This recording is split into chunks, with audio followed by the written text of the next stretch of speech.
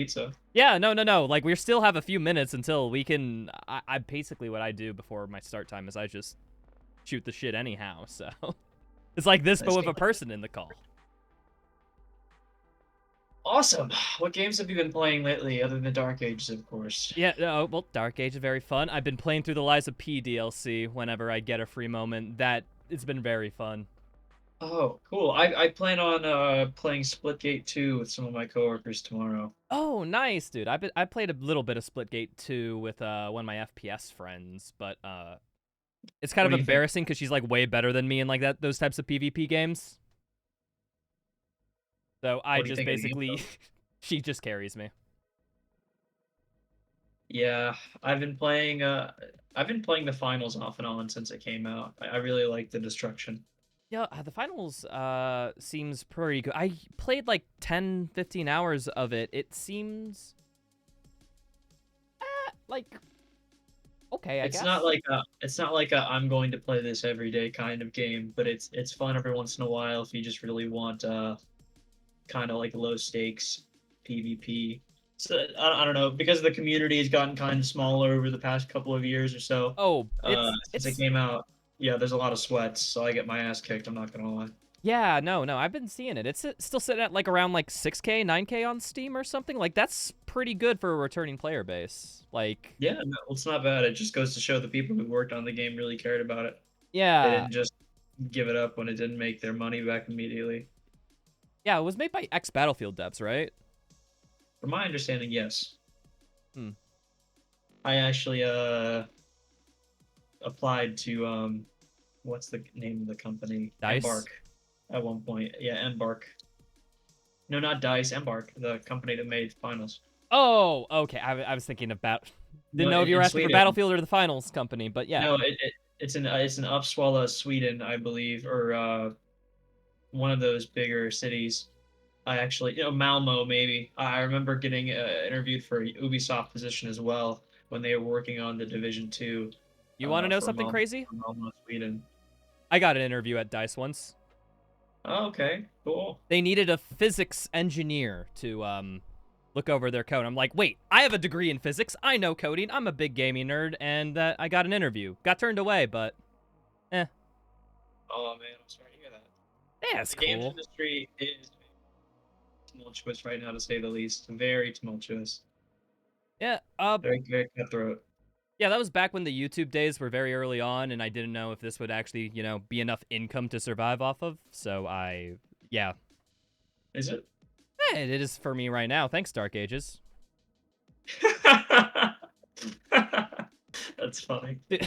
Uh, I mean, the number like quadrupled. Okay, I mean it wasn't a big number, but yeah, no, new game hype is a weird thing for content creators. I can imagine.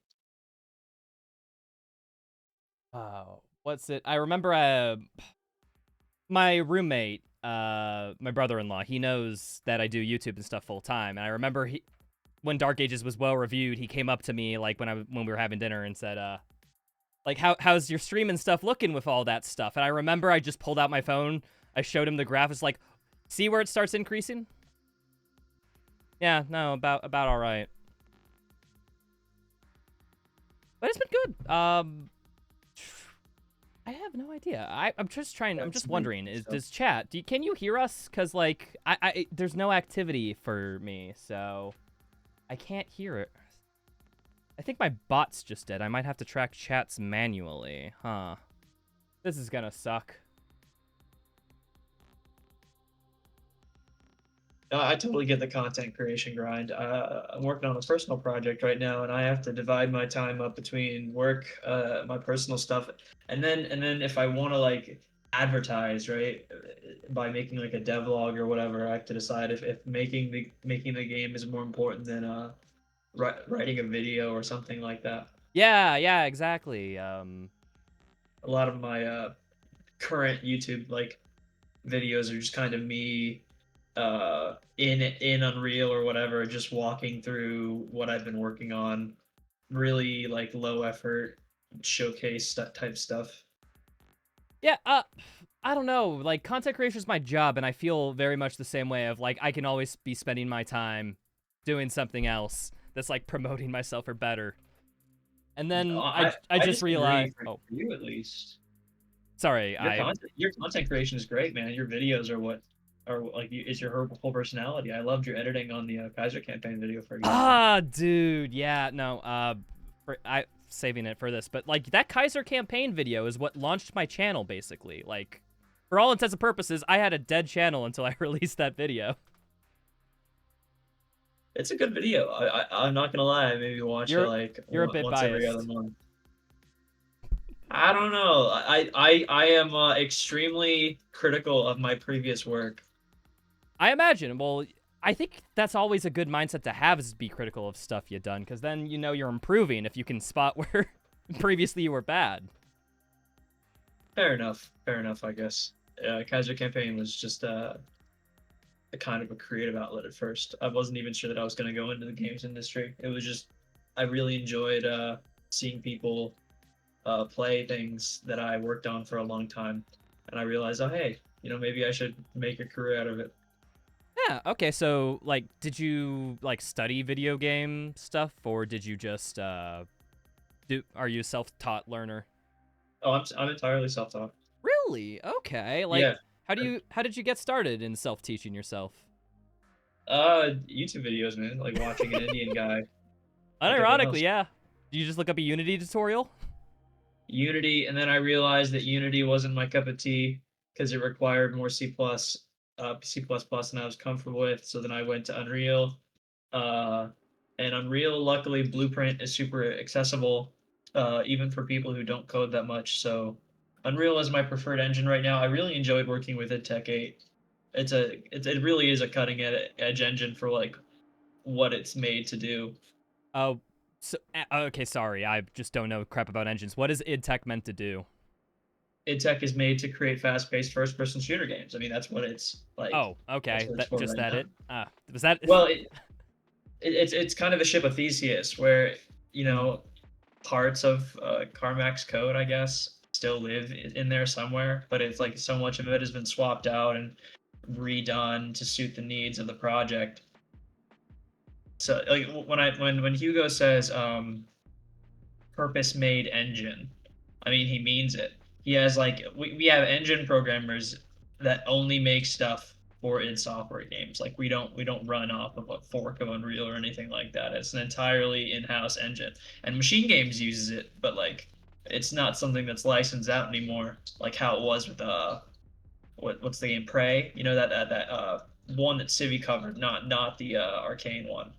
The the wasn't that like was that That the was it. game? Was that the That game was that the the same id Tech. Arcane one like basically bought the rights to name their game after? Like, Perhaps. I don't know the whole legal ramifications around the brand, but I do know that that game was made in the Doom 3 engine. ah, oh, yeah. Actually, that makes sense now. Yeah. Yeah, speaking of Doom 3, uh, Please don't. I'll go to no, sleep. no. I was gonna say, at it I worked under Jerry, who is basically the architect of all of Doom 3's maps. And what's Really? great, yeah, no, what's great about uh, the older versions of IdTech is it is completely brush based. Nearly everything in those Doom 3 maps is a brush. And what that is just a shape. It's like you're modeling everything in Engine. There's no or very little outside modeling software like Maya or Blender or whatever. So it's like what you make, is what you get. And Jerry is like a that requires art skills on top of just core like flow and design that you would normally just need to make a block out. Hmm. I don't quite know if I understand, but I Let don't me do any clarify. texture work, So, so okay, so here, let me give please you an let example. me know. Yeah, let's do it. All of the clip in the, let's say, the Atlan section, for example, all the invisible walls and whatnot Mm-hmm. is made with brushes. Okay. So you draw out a box or an octagon or whatever, a convex hull shape, and then you trim it and you cut it like taking a block of ice. You can create blocks of ice and shape Mm-hmm. them to suit like whatever you need. Jerry made a fucking cathedral out of brushes, man. It's like and when I say a cathedral, I mean like you couldn't tell the difference as if someone hopped into Blender and modeled it from scratch. He did all of that Wait, in Tech 7 and 8 using simple shapes and cutting tools. okay, and like those shapes and tools would be used to shape everything you see in the game and collision you interact with? Everything. Yeah. Everything. It's an art form really. So is Jerry responsible for making the I guess setting up the invisible texture of the invisible walls that we walk on in the barrier core? Oh, that Beth. No, so I actually, that's funny. I did the clip for that section, at least at first. I Huh. know it got passed on to someone else down the line. I'm sure they made adjustments to the level clip, but like usually clipping is more of a triage thing, which Jerry and the higher up level designers help out with, but like they have more important things to tackle. These guys are like super important, you know. Mm-hmm. Jerry, he's the mission design director at id, so when you're a director you kind of have more high level stuff to focus on rather than like clip work, at least for the majority of the project. Towards the end everybody pitches in, Hmm. but no, it was stuff like associates or mid levels and even seniors to that matter who did like clipping or whatever. All right. Okay. I want to kind of circle back to modding because like we were just talking about how you got your start and you're self-taught. Like about how long was Kaiser campaign after you got started on messing around with game engine stuff? Well, it depends on what version you Uh, want to call it give quits me at. all of them. Okay, we're here for a while. I can lend an ear for a bit. Well, the mod scope grew as modding potential grew. So as people Hmm. figured out how to do new stuff, so did the scope of the mod. Like for example, it started out just being able to add custom script, and then Hmm. that's all the mod was. And then you could add custom textures, and then you could add custom voice lines, and on and on and on as modding advanced. So did the scope of the mod until I edited pretty much everything that I reasonably could about the base game to make a custom experience. And it was also just an opportunity to have fun. Like, I wasn't taking myself too Yeah. seriously, as you well know, you know very well. Anyone who's played finals, who's made it to the final level of your mod, knows that you weren't taking it seriously. Well, Yeah. Well, I took seriously in an aspect, but yeah. like like lighthearted as well. As like you I, were there to put in a lot of work, but you wanted to also make some jokes and play with yeah. the player a little bit. Let me put it this way. I think an important part of my game design is knowing when to get stupid. There is an art to getting stupid. And if done in the right place, it can very much benefit a game. Uh, Yeah. for example, like a dragon. That's cool. But how about we fucking give it laser wings? That kind of thing. That wasn't my idea, to be clear. That was the great guiding concept. But like that's an example of getting stupid taken a bit more seriously. I'll put up an example actually from your mod that comes to mind. I think in Necrovol, when you introduce like zombies with like the red circle around them, who are just unironically will like one or two shot you, like they're the most damaging, fastest enemy in the game, and it's a freaking zombie. It's like that amount of silliness after you've just sweated that hard in like the previous combat encounters is just like almost like a lighthearted break. It's like a mental What's reset even almost. What's even funnier though is I try to use those like crackhead zombies as like actual chess pieces. Like they serve an actual purpose in the combat. It's not just haha look this guy moves fast. You're in a room where you can one shot everything with the crushers. Hmm. But the zombies are unmaintained. So you kind of like, even though you have this safety net of the crusher, you always have to watch your back because a fucking level 1 zombie can teleport behind you at any second. Yeah, I felt so scared to do it. I remember just having the chain shield out, just being like, if anyone gets by me, I'm instantly hitting right click. They actually so I didn't just like give them like 900,000 damage. What I actually did was I gave them the Icon of Sins like attack decal, so that Wait, they were dealing. Yeah, well they had a bunch of damage on top of that too, but like I basically gave them yeah, there's a thing called damage remaps. It's an tech specific thing where you can say, "Oh, hey, you were applying this amount of damage. Well, take reference this other file." And so I was having it reference the Icon of Sin. so those red zombies were literally as strong as the Icon of Sin. Technically speaking, yes. Stronger even. I guess what Guess that's what you mean by the art of being stupid, because I hear something like that, I'm like, I'm 110% down for that to be a thing. Like, that just sounds awesome. Speaking of getting stupid, did you know that in the base game files, there's a Marauder in Urdak that was labeled as Big Daddy? For sure, yeah. Do you know which Marauder it was? I'm curious. Yeah, it was the Marauder right before, like right after, I'm trying to think. Blue There's a Ring? there's a there's a cut scene where you watch a bounce pad align or something. Yes. And then Yes. Is this, yeah, because you have to align the rings, and when you walk out, yeah, the rings, like, move to show you, like, oh, that's your next objective. I think it's the one yes, immediately after that. I believe that is the case. Okay. Yeah. That Marauder is, like, hated in the speedrun community. Mainly just Because because, it makes you fight him. yeah, you know that funny little glitch where, if an enemy projectile crosses a Marauder, they'll try to block it? Oh yeah, for sure. Now Tur- see, if I was working on Eternal, I really would have. I don't. Truthfully, I don't. I guess it's because that's only something you realize when yeah. when Marauders are used with a lot of other AI, and I guess it was kind of a soft rule that you wouldn't have a lot of projectile units in the first place with a Marauder. Mm-hmm. But still, that's such an example of like why would it be designed that way? And it's not. It's an oversight. But I it was eventually an intentional oversight, I guess. Yeah, no. It was brought up on stream to Hugo when he was doing his playthrough, and he said it was a funny little thing and he liked it, I think. I'm not sure about that. Don't take that as word, chat. But I'm not sure that he might have liked it. I'm not gonna put words in his mouth, but I know for a fact that it's one of those things where like once it's there's only so much you can change about a game post launch yeah. before it like basically changes the combat flow. And you know Doom players. I mean, McGordon said it best. If they don't like you, they'll rip your head off. Yeah.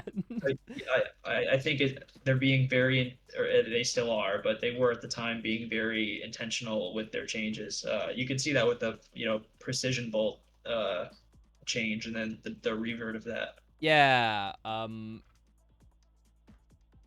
guess that's the thing where they tried changing something core a little bit too bit, and then it just the fan base just didn't like it enough.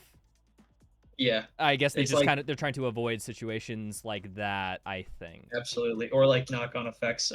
You never know how disabling a feature or changing something minor will have like a butterfly effect later on. Oh yeah, I should also say, because Turner Roser in chat says, I hope you're at QuakeCon. I decided I'm going to QuakeCon this year, so I will be at QuakeCon. I was planning on going to QuakeCon too. Yeah, Ah, cool. Yeah, we need to get all the Doomers together. just to see some friends. Yeah, have some fun. Yeah, no, we got a bunch of the speedrun people who I'm organizing to go there too. We're all meeting up. It's gonna be a fun time. Exciting. Did you want to play Dark Ages during the stream? I was confused like what your general plans are. You just kind Oh, of I have asked no idea. I kind of have Kaiser campaign going up here. I was just gonna, unironically, I don't know. Whenever I have something like this, I don't want to like just play stuff. I kind of just like having things on in the backgrounds and focus on the conversation. Okay, so more of like a podcast. I guess a little bit podcasty in a sense. Yeah. I don't know. It's just I really value conversations and like learning and all this stuff like this, so I kind of want to dedicate my full focus. That's sort of my logic. Yeah, no, I understand. I just Yeah. if you were playing the game, for example, I'd be able to point out like stuff here and there. I suppose. I don't know. Just thinking of stuff to I say. suppose we could.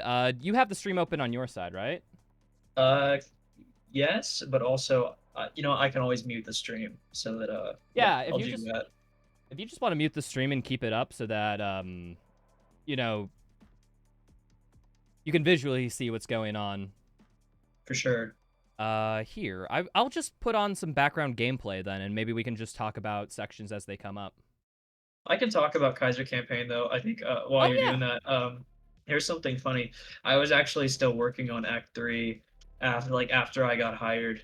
So I would I was thinking timeline wise, it was very like Dark Ages was a development when you were putting it out, and then I heard you worked on Dark Ages, and I was like, okay, was that like a personal project as you were working there? well, Marty was kind enough to let me finish it. Like spend work hours doing it? No, not at work. Or No, obviously, no.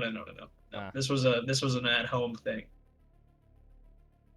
But I can't, I can't totally promise that I didn't hop into the Eternal engine to see what sort of info I could find that would assist me with the mod work Oh, at home. And I didn't use id Studio for it at all. It was all still done with raw text. So I was using the actual engine at work and then going home and dicking around with Notepad. okay. So you, because of your position, were you able to? So you were able to access like some files that would be very hard, from modding tools and whatnot. Is that basically what I'm Yeah, hearing? well, basically I was using id Studio. Oh, But like the id Studio that was released now, I was using the internal build of like the actual id Studio that was used for Eternal. So oh. I would just boot up a branch of Eternal. Okay. Speaking of Kaiser campaign, I just literally put my video up in the background for visuals. All right. Yeah, but okay, like how much did that improve your workflow, you think, for, understanding Not things and really. whatnot? Not to be honest, not that much. I kind of knew everything because I'd been working with the with the engine kind of like on the other end. I had to reverse engineer everything over like a period of 3 years. Um, Truthfully, like there wasn't much going in that I didn't already know. It was just learning how to like make levels and use all the visual interfaces. That was the real like I would say it was harder learning the engine than it was taking that information back and putting it in raw text just because of the amount of time that I'd already spent in raw text. Hmm. Yeah, because modding for Doom Eternal basically boils down to modifying a bunch of text files, right? Or I've heard it described as a lot of that. Until id Studio was a thing, yeah. It was just you would decode raw text files and then like you would visually see the syntax for like how an encounter was scripted. And so every custom actor in Kaiser campaign, I stood where that thing is going to spawn. I grabbed the coordinates using a console command, kind of like how you do get view POS, set view POS when you do your little mantle glitch. That Did exact same like console command basically, and then I had to copy and paste the coordinates into Notepad and manually adjust them, each one by hand. So, like we're talking hundreds and hundreds of so actors. okay, so that was for It's very making the tedious. custom AI, right? That was for making anything, setting Oh, up an anything. encounter. Oh. Yeah, the custom AI were more like decal editing. But if you want to place like a pickup or something, or Oh. really anything, you needed the coordinates. So you had to physically fly there in the map. Oh, and then look at console, see what the coordinates are, and be like, spawn here. Exactly. And it didn't work for the orientation. So I had to manually adjust the orientation too.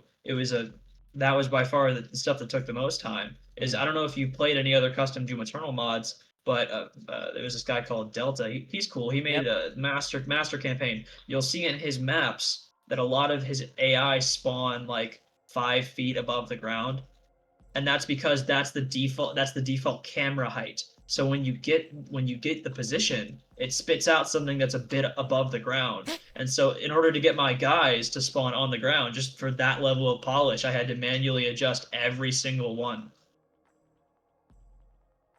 It was a nightmare. Okay, so like, how many revisions do you think it would like take to like fully make like a single encounter in like Kaiser campaign, for example? Like, how many times do you have to open game, get coordinates, adjust things? Oh God, man. I would say for a whole map to make a map an official hashtag Kaiser campaign version of a map would probably take me around a month. Oof, of It like, would probably take around like from start to finish. And I mean, obviously, it depends on the map, but like I would say around a month of work. okay, like how many hours of work time do you think that translates? So I made the through all the revisions of Kaiser campaign, I spent about 3 years on it. Oh no, I meant like work hours in terms of like Well, that's all. man hours worked to make like a level. It's been, dude. It has been like 2 years since I've last worked on Notepad modding for Doom Eternal. Hmm. So I don't exactly know, but I know that I spent like a shitload of time on it. Oh, okay, so you just didn't keep track. It was more Well, yeah, it was just me dicking around on my computer. It wasn't like I had Jira or time tracking software or anything like that. But hold on. You know what? Here's here's a here's a good estimate. So I know I told you 3 years, but I've spent over, let's see hmm. here. Um, I spent 3,888 hours in Doom Eternal, the actual engine of the game.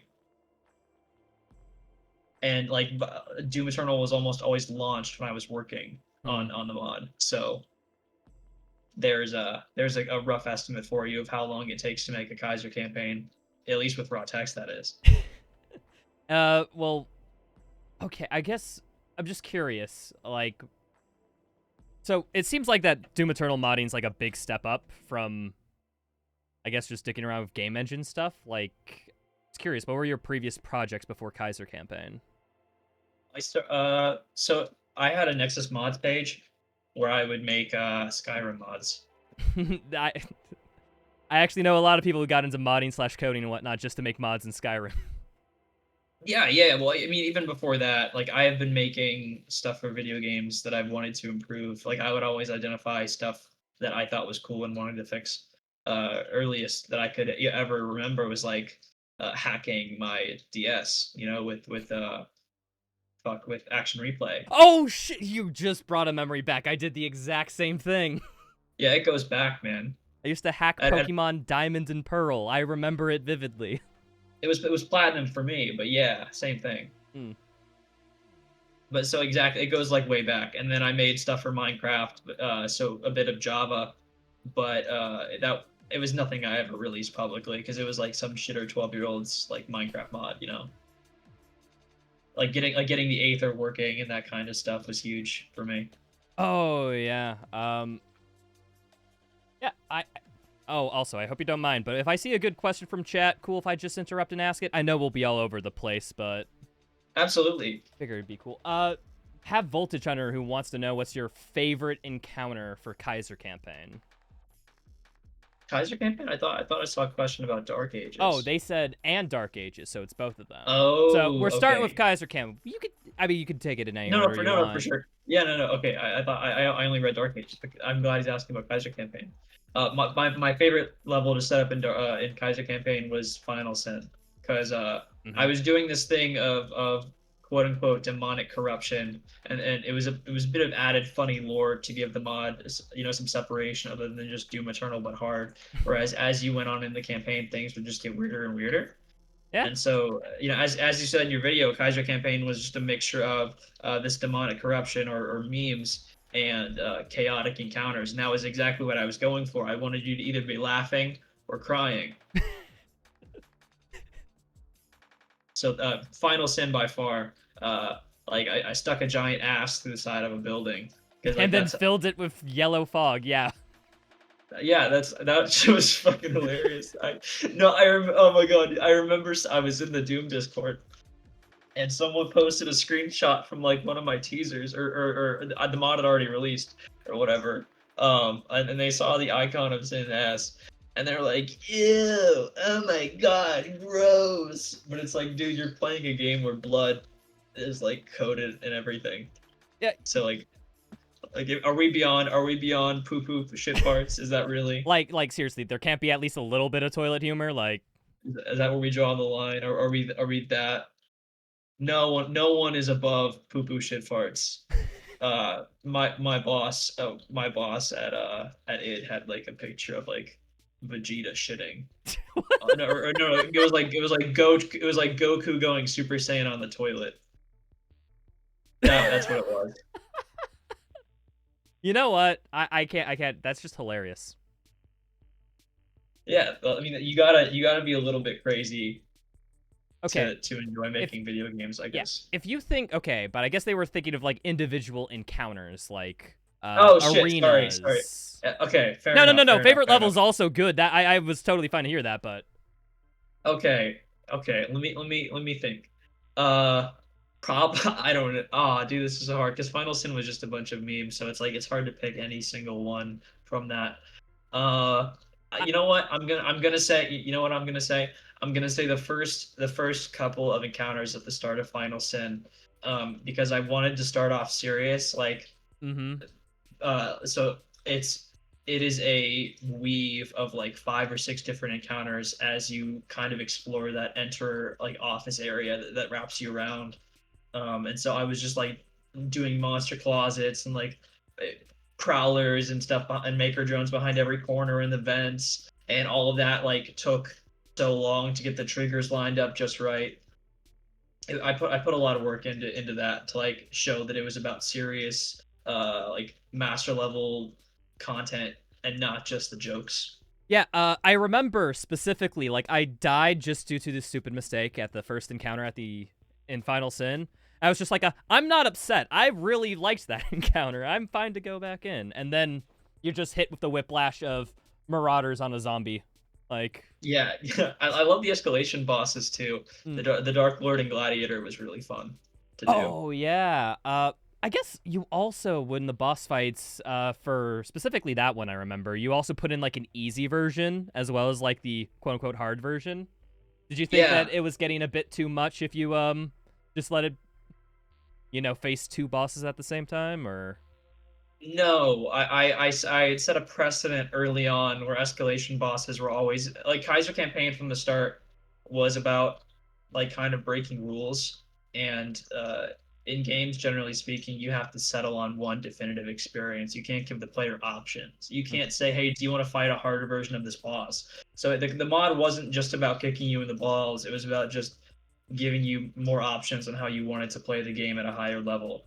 And part of that was just like, hey, do you want to fight the really, really hard version of this that I really like, or do you want to fight the version that might be a bit more in your lane? Because Kaiser Yeah. Campaign, while it is a mod for like the upper echelon of Doom Eternal, it wasn't meant to be so, what's the word here, gatekeepy, that no one can play it except for like crackheads. You know what I'm saying? Yeah, because I did go back and fight both versions of the bosses, and I, because the Gladiator on its own, like, from what you've added in, made it like a harder fight than the original for sure. But then it's just like well, two at once is like I can imagine somebody just hating that.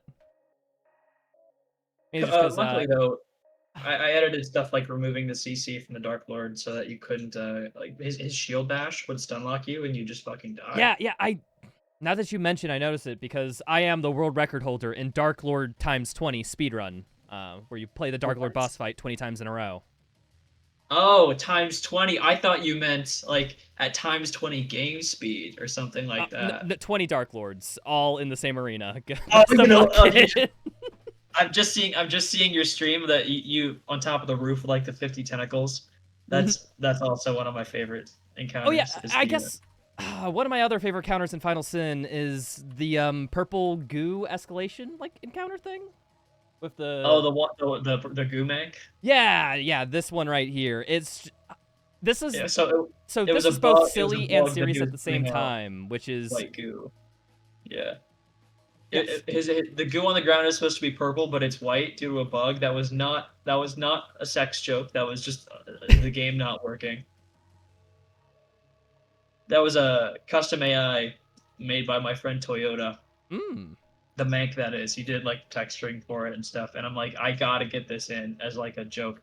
And Kaiser campaign was already like bursting at the seams because for some reason you can only add so much to Doom Eternal before shit just starts to literally break and it just won't load.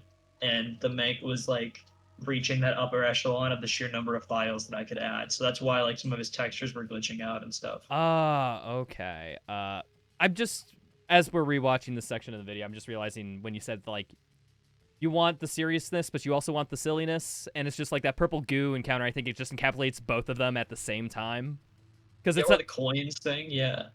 oh, because it's a little bit of The a hard encounter, but it's also like entirely be playing off the meme that everyone hates purple goo. Like, Oh yeah, yeah. No, I personally I love purple goo. oh, I that's a think hot take. so.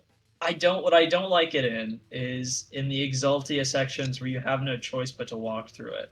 Yo, okay. But I think purple goo as a concept, uh, it's just a different kind of arena Oh, hazard. You know yeah. what I Do you? mean? Yeah, art complex. Like when you first get outside the buildings, they have purple goo that's like scattered in puddles. So it's kind of like a little bit of Exactly. a tactical, like, oh, you need to avoid the puddles but still move around the arena. Like if you land in a bad spot, that's kind of on you.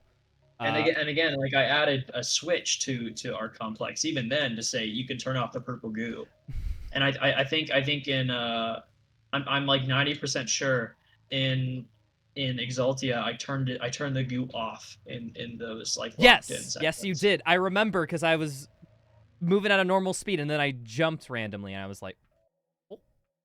Exactly. So like I'm just breaking rules, giving players options, that I kind of thing. I do like how you didn't tell anybody about the Exultia, so you kind of just slowly realize that yourself. That was I don't know. Okay, it's the opposite of Eternal Design, I know, but I was just curious. Okay, so we did the Kaiser campaign. What about Dark Ages? What do you think your favorite encounter is in there? I'll give you some context. For Dark Ages, I joined as a combat designer, and I helped do a lot of like groundwork encounters for early versions of maps and that kind Hmm. of thing. But towards like halfway through the project, I switched over to AI design just because that was where I was needed more. Mm. So luckily, I moved over to a different team in the studio from level design to gameplay design, and I worked on a lot of bosses and gameplay sequences, like the amazing high skill hyper cool turret sequences. Yes, Um, my favorite sections of the game. Everyone's favorite sequences of the game. Everyone. That's what they're gonna Okay, be talking about. Dark Ages in 20 years. They're gonna be like, this game had a pioneered turret yeah, sequence. I guess okay. Maybe we went a bit too quick. Let's get full context. So Dark Ages. I What guess I you. was getting Yeah. to, what I was getting to was that uh, I don't want to take credit away from the combat designers that did the Hmm. finishing touches on a lot of those maps. Because design is a very iterative process, and designers are like painters. So you kind of pass the painting back and forth, and then people will put their own, coat of paint on, and the final product is always going to be different than what Yes. you initially did. So like I worked on in the final product of Dark Ages, the things that were the most mine, and I hate using this word mine because it's always a team effort, but Yeah. stuff that I like working on the most is probably the bosses. I really enjoyed Creed Yes. and Cthulhu. Because yeah, you worked on the old one and Creed a lot, right? I worked on the old one in Creed. I did like nearly everything for the turret sequences. Those were like my big like this is something that is my Like, jurisdiction. like everything from like the animations to the what the turret fires to like All what you the shoot. design of how the turret works, the combat that spawns, the way the surf AI works, like that surf in the turret sequence is custom scripted. Like I did all the scripting for that surf. Hmm. The like he used a whole different animation set too, so that required a lot of engineering work and planning. Uh, just a lot of like yeah, everything about the turret sequences at least, yes. Okay, so you just put a target on your back. What do you mean? No, that's all good. Because people don't like the turret No, sequences? I mean, wait. that's fine. Oh yeah, no, I'm just joking. But Okay, what I didn't like about that is like how do I put this? Mm, no, I'm just there are saying things that there are things in development that you're not always gonna like yourself, but it's yes. your job is to be a craftsman. So you're like it's not I'm not the director, I'm not the team lead. My job a lot of the time is to be like a part of the machine. So that just sometimes means doing the best you can with a concept that you might not necessarily like all the way. But Oh, you still gotta give 100%. oh There's yeah, no question totally. about that much. Yeah, no. I Yeah. meant it more in the aspect of that people on the internet, if they don't like things and they know you're responsible for the things they don't like, it's the No, internet. I'm not afraid of people not liking stuff that I've worked on. Oh, That's really? always gonna happen. No, Yeah. not at all, dude. I think criticism is extremely important. And the truth of it is not even I like everything I work on. Oh, so yes. No. I someone who makes things as well. Yes, I agree. Sometimes I'm not proud of it, some stuff I put out.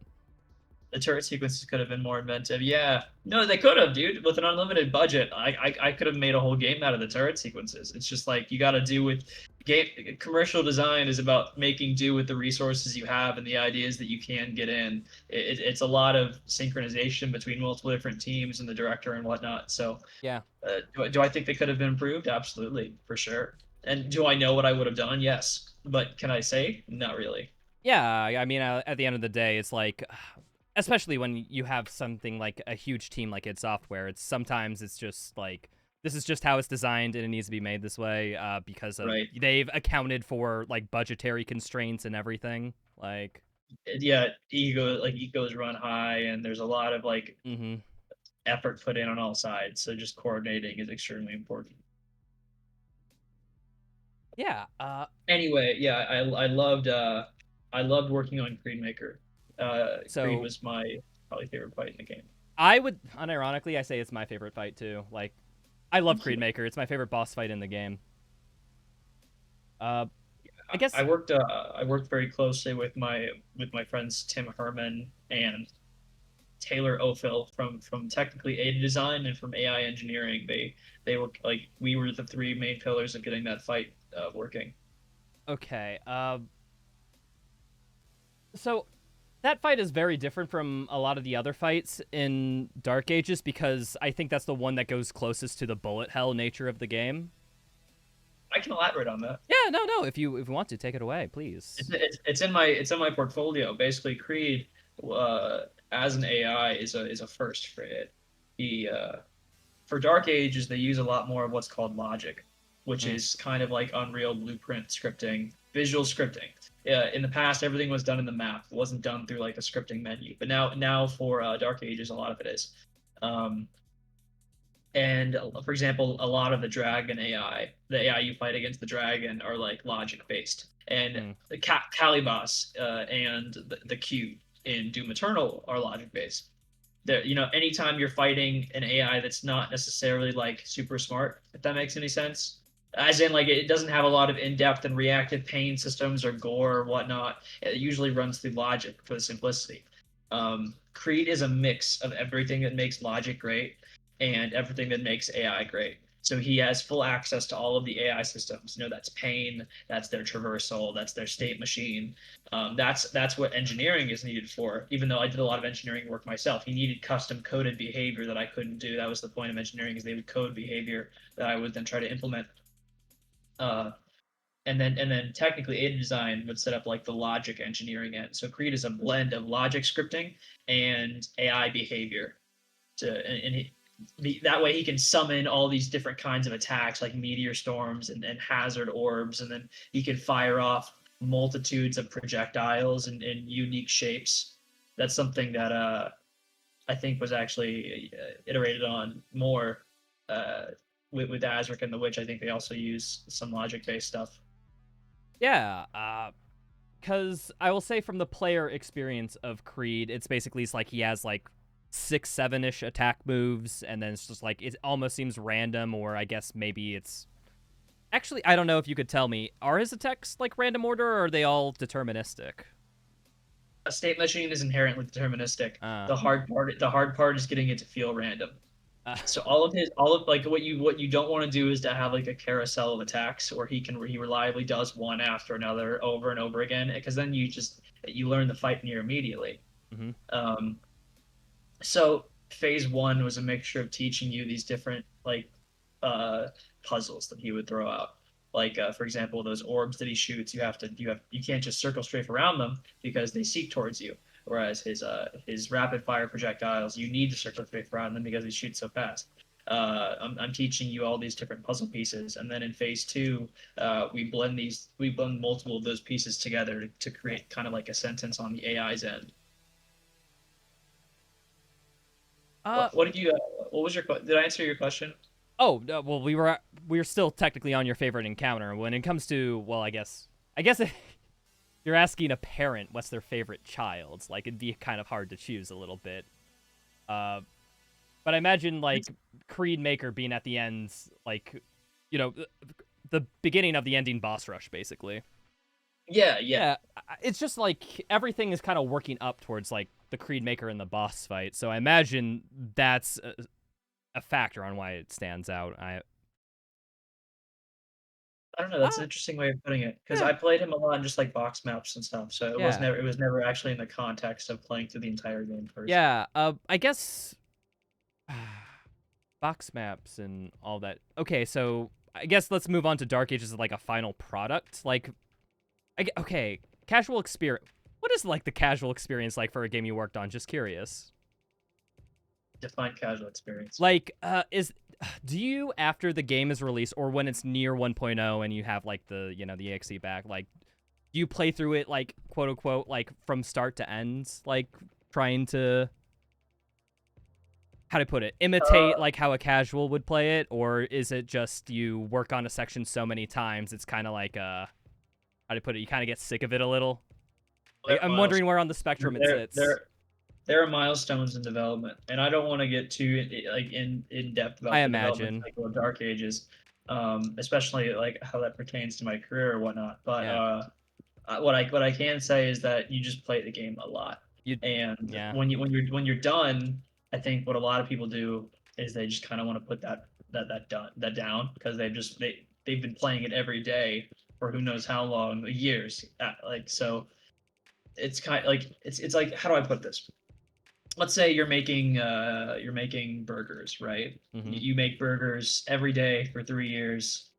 When you get off from your job, do you want to go and like sit down for a burger? You know what I mean? Yeah.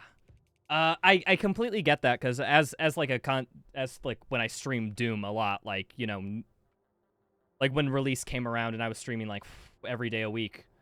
And when I got off, although I was thinking about when I wanted to play, it was like anything but Doom. So that's why I was like my casual games is like Liza P and a lot of Been trying competitive to like that, FPSs. man. That's I really want to play Clair Obscur and because I just hear so many people talking about it, and I want to play Night Rain too because I love Elden Ring. don't. Don't play Night Rain, No, really? no, don't. Elden Ring's just saying it may not be a topic we want to talk about.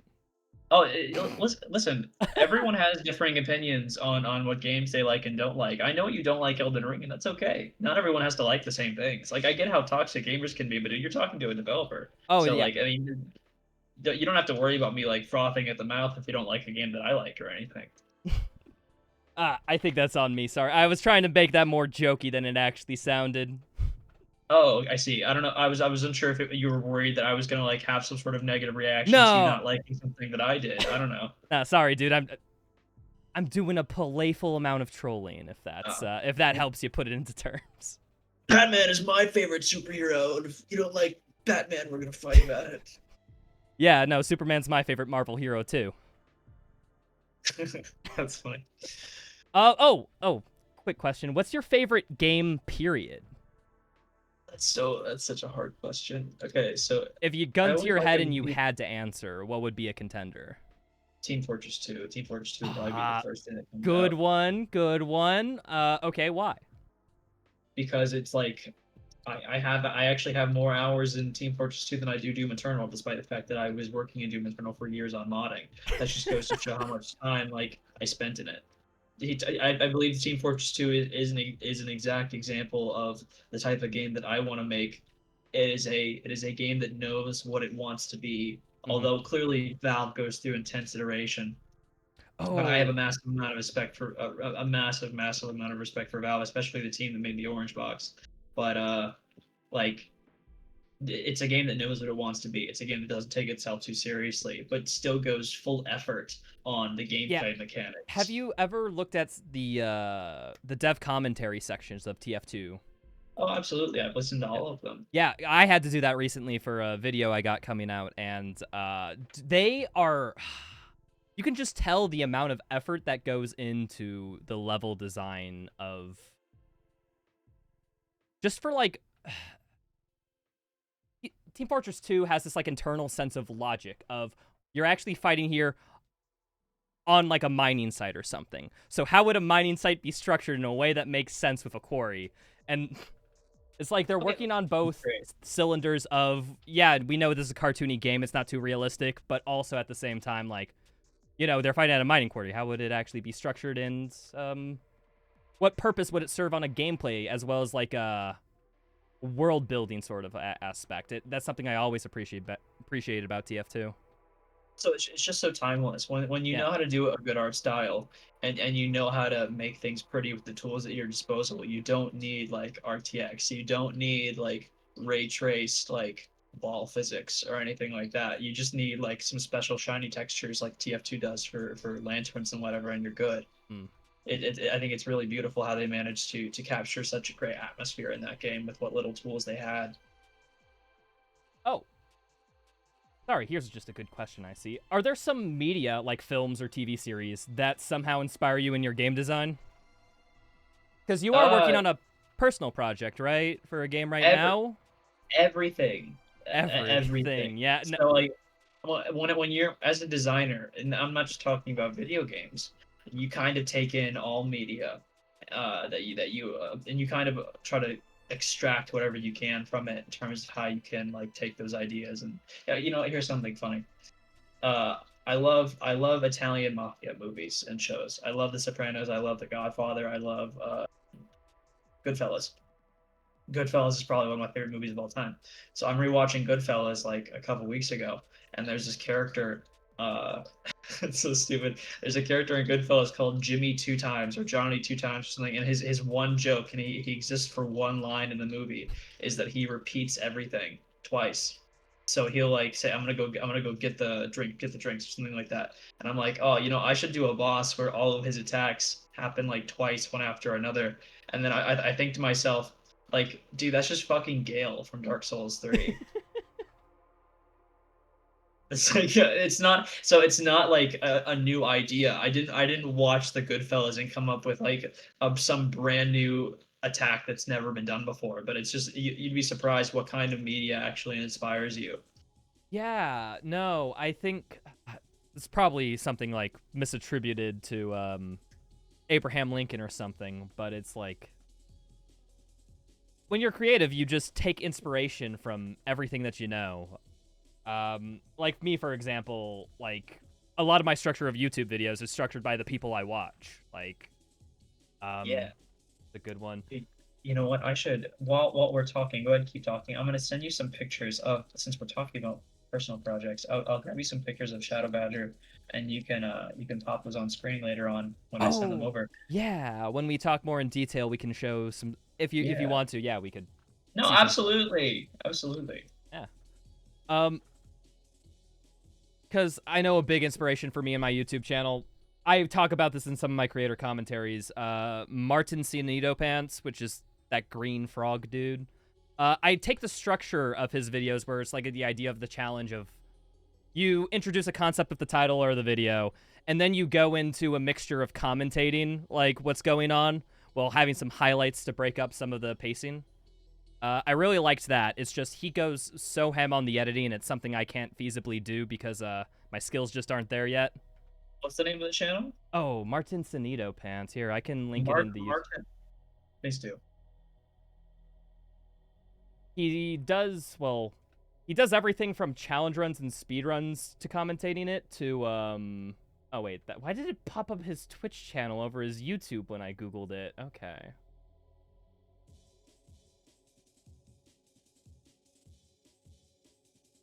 Here for people in chat who want to see it. That is the dude. I basically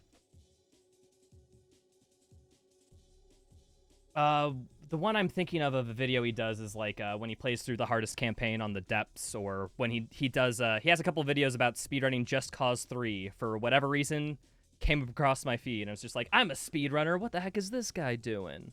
And then it's like oh, I found my style. And of course there's still all my personality and jokes and commentary because I'm a different person than him, but it's a major source for me. I guess moving on, are you fine to answer another question? Absolutely. Okay. Ask away, man. So how did you come to work at id Software? I imagine a lot of it is Kaiser campaign prestige, but could you give us just a little bit more detail on how it worked? Oh, yeah, you kidding me with the quality Kaiser campaign is? Yeah, I'd use the word prestige. Don't. I don't deserve that. Don't say prestige. That there's a giant farting guy. I wouldn't call it prestige. I think a lot of it really just came from like my ambition and my like. It's clear that I'm extremely passionate about what I do, and they didn't really need to train me, Mm. uh, because I knew their engine going in, which is extremely rare for proprietary engines like InTech. Mm.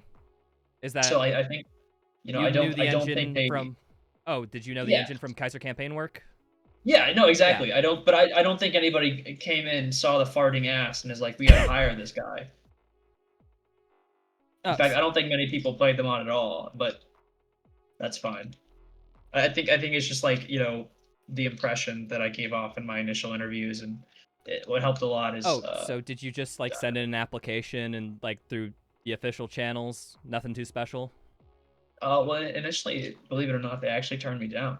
Really? Huh. Yeah, they told me they weren't looking for anyone at this time or something like that. A year later, though, I think something like a year later, I remember I just moved in with my girlfriend, uh, and Jessica hit the HR lead at the time, and it hit me up and is like, "Hey, you still want the job?" And I'm like, "Absolute, fucking lutely."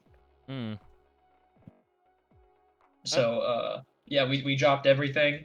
I broke my lease with my apartment at that time, just to take the job, and we drove down to Texas with all of our animals in our car, and we live in Texas. ah, neat. Okay.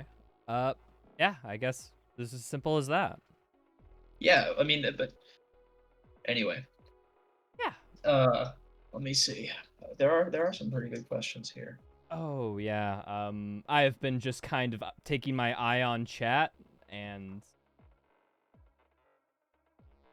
see if I can pull another one up. No worries. Oh, wait, I actually, think you know what? Because you just sent me the pictures, I figured we could just show the screenshots and maybe talk about your personal project for a second as we look for some more stuff. sure thing. Yeah, so, So what's the name of your game again? Shadow I just Badger? sent I just sent you a link to the Shadow Badger. itch.io page. Here. I'll I just pu- scroll I the published a itch.io. vertical slice for Shadow Badger, I think in January or February of this year. Extremely rough vertical slice Hello, because that's what everybody. it's meant to do. It's just meant to communicate the core, like what does this game smell like from 200 feet away? Hmm. But Okay. I've been working on a vertical chunk build. If I were to pitch Shadow Badger to anybody in its current state, I would say that it is Quake meets Binding of Isaac. Hmm. It Okay. is a it is a game that is supposed to be like super casual. You can hop in. Uh, what's the word here? You can hop in, do like a 30-40 minute run, um, and then just like be done with it. It's not a game that you're gonna sink like a bunch of hours into. But that's not when I say hours, I mean like in terms of story. It meant like Shadow Badger is like It's meant to bite be size. replayed, Yeah, right? very highly replayable, bite-sized combat encounters, stitched together by like portals. So Hmm. kind of think of like horde mode from Doom Eternal. Doom Eternal horde mode, but with a shit ton of perks. Uh, Oh, wait, what the heck? and You can just download it? It's at the bottom of the link. Hold on, give me a second. that's the vertical slice build, and it is rough. Mm, Yeah, okay. so the vertical slice The vertical slice was a linear level from start to finish, Mm, showcasing some of the broad scope ideas that I want for the game. I have since pivoted to it being a roguelike. So it mm, is not, instead of like a linear campaign style game like Doom 2016 or like Doom mm-hmm. Eternal, I kind of want to do my own thing and make a more roguelike experience. Like a big focus on combat though. Shadow Badger's I think its biggest selling points are going to be its replayability, its customizability from run to run as you like make your various builds, and just the in-depth interaction between you and the AI.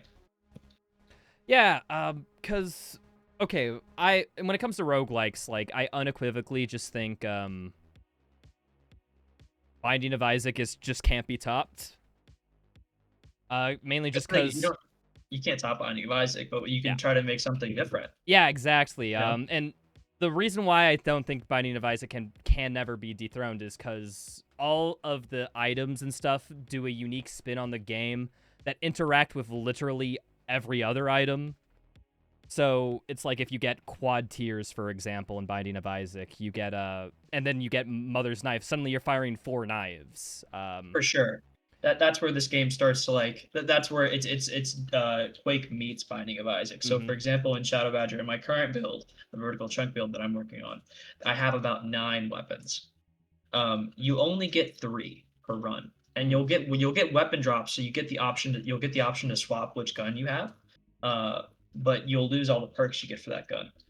mm, And for example, you have weapon perks, which upgrade your weapons. You have ability perks, which upgrade like your ultimate or whatever, and you have player perks, which just modify base aspects about your character.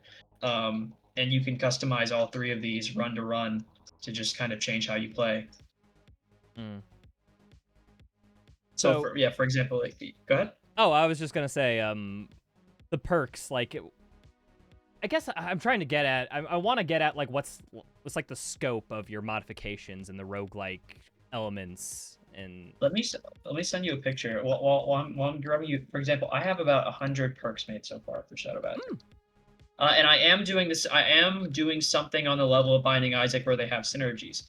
Where when you have a perk that synergizes with another perk you have, there will be an icon on the perk menu which tells you that. It'll tell you that this perk synergizes with this other one you have, but it won't tell you what until you pick it up.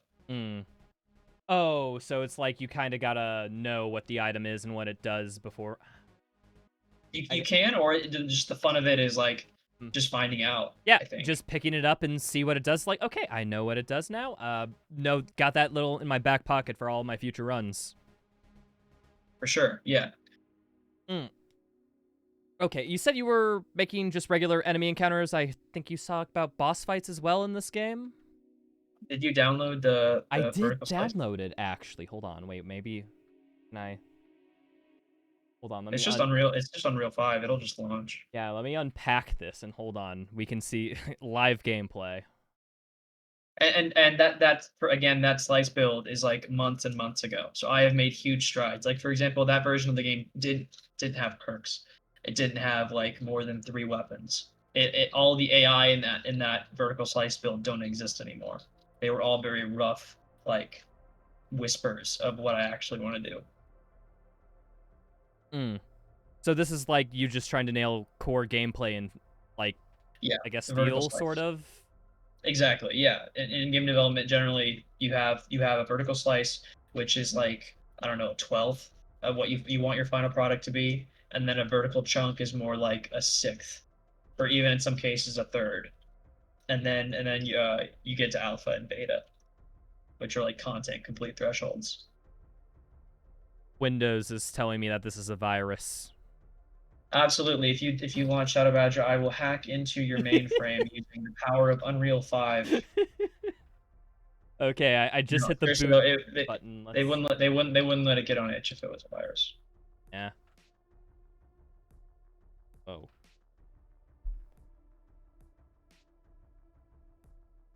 I'm trying to do a story too for the game, but it's meant to be like you can look at it if you want to, but it's not shoved in your face directly. Yeah, I imagine. That's kind of quintessential thing of roguelikes, well, except for Hades, because Hades. But, okay, Hades makes up in thirst traps what it lacks and you want story presentation. okay. Hold on one second. Welcome to my Let's Play. Where's audio? It's just yeah, I actually opened. We're going through it a little bit now. Level select tutorial. Let's get into it. Yeah. Holy crud, default sensitivity. That's Jump my against fault. walls to mantle. Nah, I just have high sensitivity on my mice. Jump against walls to mantle? What the? Oh, you have to double jump. I get it. Cuphead moment. Team Takahashi. No. Wait, hold on. What does this say? E? Just explodes. Abyssal abilities. Yeah, so that's in the vertical slice. I called it an abyssal ability, but it's the fucking JoJo thing. Yeah, that's your ultimate, man.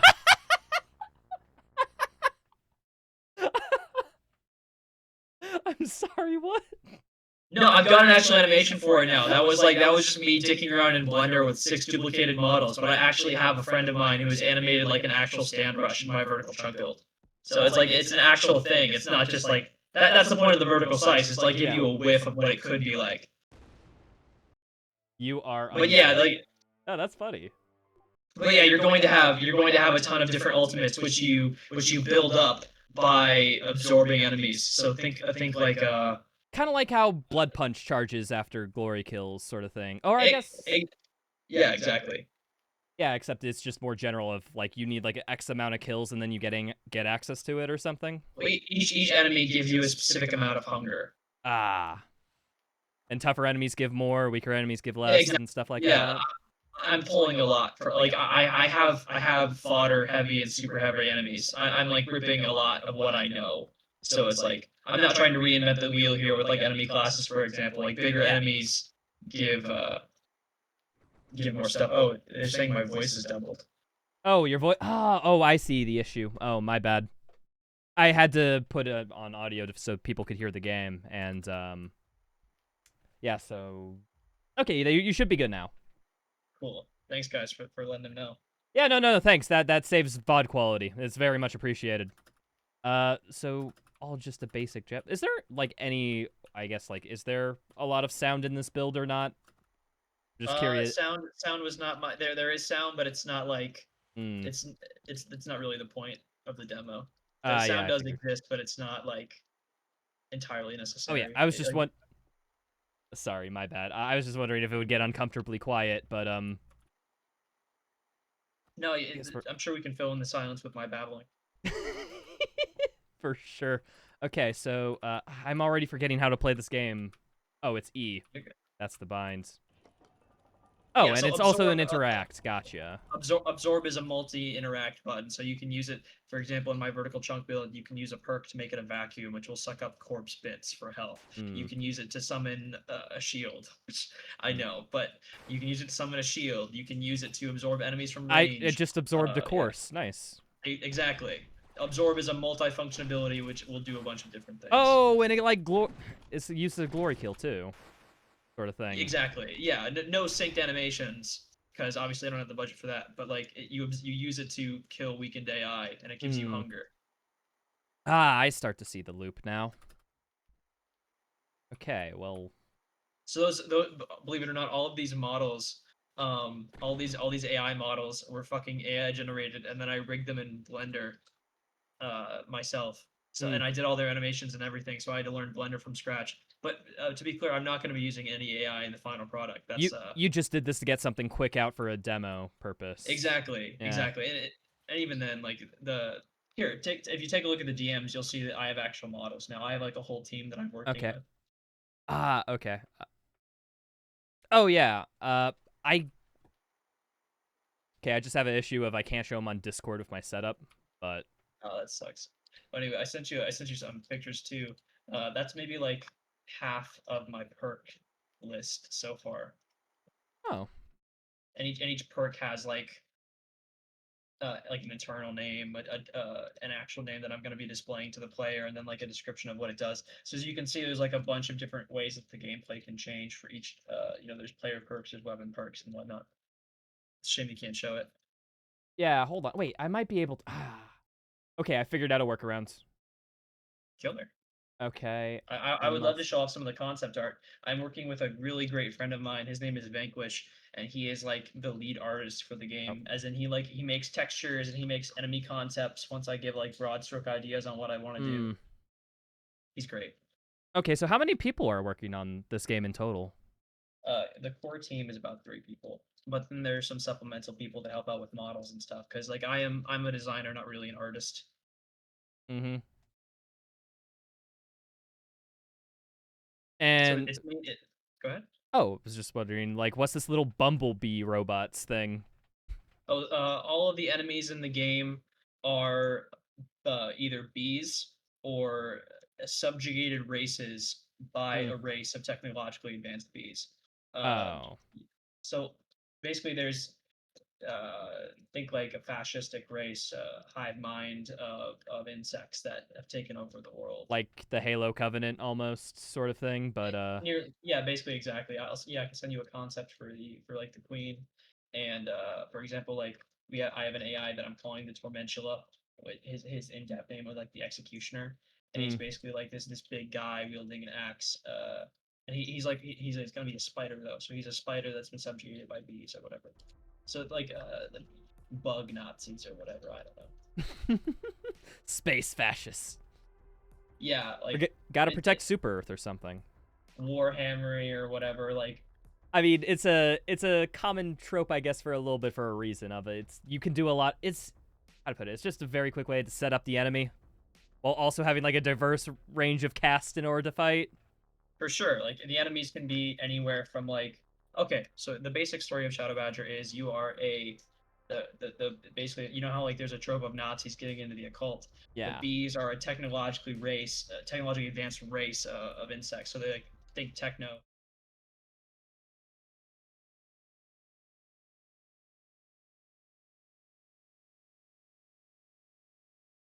ranks of dead creatures, which they then raise to fight for them using the power of this god.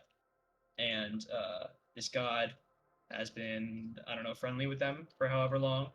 But when they sacrifice the player character, he says to her, like, "Hey, uh, feed me, and I will give you power or whatever, and just cause mayhem, and you will be able to access my strength." So he's basically turned his back on the beings that have fed him because this creature that he's found, he can sense its rage and that it can give him way more.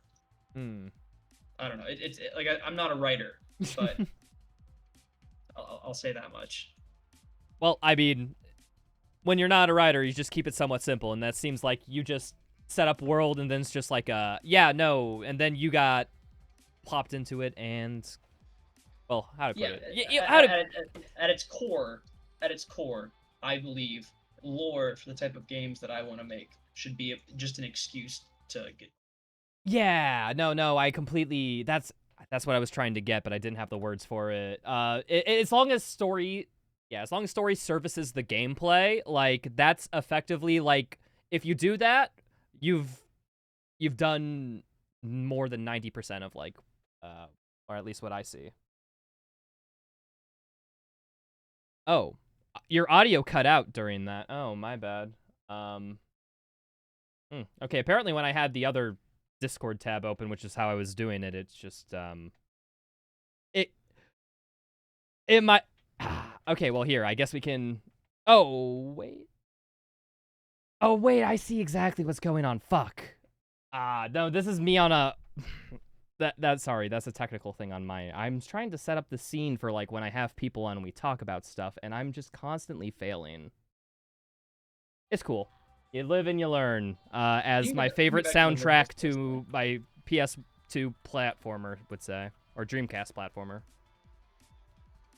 Anyway, there's three guns in the build you're playing. Yeah. There's the shotgun, there's the freeze thrower, and there's the hive kicker. Okay. Alrighty, I'm already confused on what to do. No, you're good. Basically, I try to use like in this vertical slice, I try to use like diegetic, like just learning, let you explore and figure it out on your own. Oh, okay. So if I feel a little lost, that's kind of the point. Yeah, you're supposed like, but there's also a lot of like backtracking. I'm giving you a hint here, but like backtrack. Yes. Oh, it's not entirely linear. Okay, I'm sorry. I'm so programmed for linear experiences that I forget that no, some games don't do that. Oh. Those zombies. Ah, are like I see it strategically placing on a platform behind it so that you'd shoot the wall down. I see your tricks. Perhaps. Can't wait for the game maker's toolkit explanation of that. No, not gonna lie, small things like that are very cool though, because I don't know, it feels natural, but you know it's orchestrated. I don't know, something about the vibe. Yeah, so this is like the introduction to zombies. This is like an enemy. I saw this give you a speed boost in the trailer. Oh. Yes. Yeah, so each gun has like some base functionality to it, and then you'll be able to modify, like, for example, an upgrade that I'm working on for the freeze throw right now is that like it shoots out like clouds in the air. And then an upgrade for that will be that the clouds explode into ice shards when they dissipate. So stuff like that, just different ways you can change up the weapon's use. Mm-hmm. Let an upgrade that changed the ways of how it's played. Yeah. Okay. It's the heart is like a gore nest. You're supposed to absorb it. Oh, I see. I thought it was cutting out because it was done, but no, it was It has like a thing around it that tells you how far you are from Yeah. absorbing. Yeah, I just misinterpreted that. Oh, what the? Left click and right click do different things? Yeah, every single gun has an alt fire. Every single gun will have an alt fire. So the shotgun for Shadow Badger, I think, is like a combat shotgun and a super shotgun all in one. So Oh. primary fire shoots like a medium to long range shot that consumes 1 ammo, and then alt fire consumes 2 ammo and shoots a shorter range but higher damage shot. Holy crud, you are onto something with the frickin' JoJo's reference, unironically. That's just one ultimate though. That's just the one Wait, like shitty version of the ultimate that I made for the vertical slice. wait. I have like 6 made right now. They're going to be multiple ultimates. Okay. Yeah, you're gonna be able to swap them out before your run starts, or like Oh. offered to swap them in like special events or whatever. Oh. So like think like your active item in Isaac. That's basically what an ultimate Yeah. is in this game. Okay. I already love this one, so I think you're onto something. That's all I'm saying. Woo. Okay, I gotta get used to the slide top. Crud. The slide is entirely physics based. So like as you go down slope surfaces, you gain speed. Mm-hmm. I noticed yeah. that immediately, and that's something I always appreciate when they build in like I put it. Putting physics into everything is just cool, okay? I'm unbiased. Checkpoint saved. Oh, I went back to the beginning, I see. For the original version of Shadow Badger, the one that was going to be like a focused linear campaign, I wanted to experiment a lot with non-Euclidean spaces. So believe it or not, the space like that you're entering a, you know what, I'll just let you figure it out. Yeah, no, I entered a door. Wait. Look down. Yes. Oh. Please, can I fall forever? Ah. All right, going back. Basically, like Yeah. it's Yeah, an impossible space. Oh, and then. Oh, and then I'm right back to. Oh, I see, and it loops back. Ah. I've kind of taken that concept and I've iterated on it a bit. Whereas instead of like, because it's really hard to fit combat into non-Euclidean spaces, just because the nature of it doesn't really work. So instead, I'm using this portal system to connect combat rooms. Hmm. Like Binding of Isaac rooms, basically. You complete a combat puzzle, and then you use a portal and get taken to the next combat puzzle in a map. Yeah, and then sometimes, I guess you just teleport to the same map but a different area. Is that like how that was done? Yes, that's how it was done for this. But well, no. For this room, like you'll notice that you actually like it flips. Like Oh. your orientation flips when you go through the portal. Yeah, I kind of noticed that we're sideways. I don't know if this is the same room, but that just might be because I'm not observant.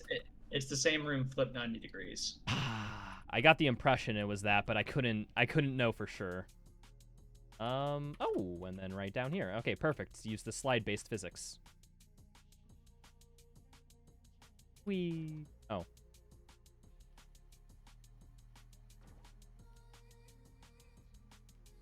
Oh, we're just back here. Cool. Exactly. Yeah, that shadow realm like area is completely separate. It's like 500,000 meters away. It's not connected to the central hub area at all. But I'm using the portals to connect those places. I guess that also helps for the because I'm guessing some of the intention with the Dark Realm is like you don't know what's going on. It's supposed to be a little mysterious and creepy. Yeah, So it makes sense that I it's will just say, like yeah, doesn't make sense geometrically almost kind of reinforces that. for sure. I haven't really explored that more recently in the roguelike, but that was like fucky weird environments was something that I wanted to do. Uh, Now, see, you wrap back through this hub section a few more times. Like I think it's 3 times you come back through that central room. You're not done yet. There's still more. There's still a boss fight. Oh, I gotta get to the boss fight at least. Wait, is there anything down here? No, that's just death. Okay, cool. Look around this room. There was more to that. There was more to that upper section you were in before you jumped down. No, no. Okay. Don't go back to the shadow realm, not the arena. Oh. There's nothing in the arena for you. Okay. I'm like, if Or are I you probably talking wouldn't about in backseat the? drive so much. Yeah. Oh, sorry. Oh, I see up there. Ah. Do you want me to backseat drive? No, no, you're fine to backseat a little bit. I don't mind that for these types of things. I mean, I kind of Yeah. like how the dev is telling me to play just a little bit. Oh, secret. Oh, big question This won't. marks. Yeah, This will not be a problem with the roguelike version. I That's all imagine. I'm gonna say. I imagine, because how far ago was this build again? Sorry, I want to say 5 months, which is a crazy long time in terms of like vertical slice to vertical chunk. Hmm.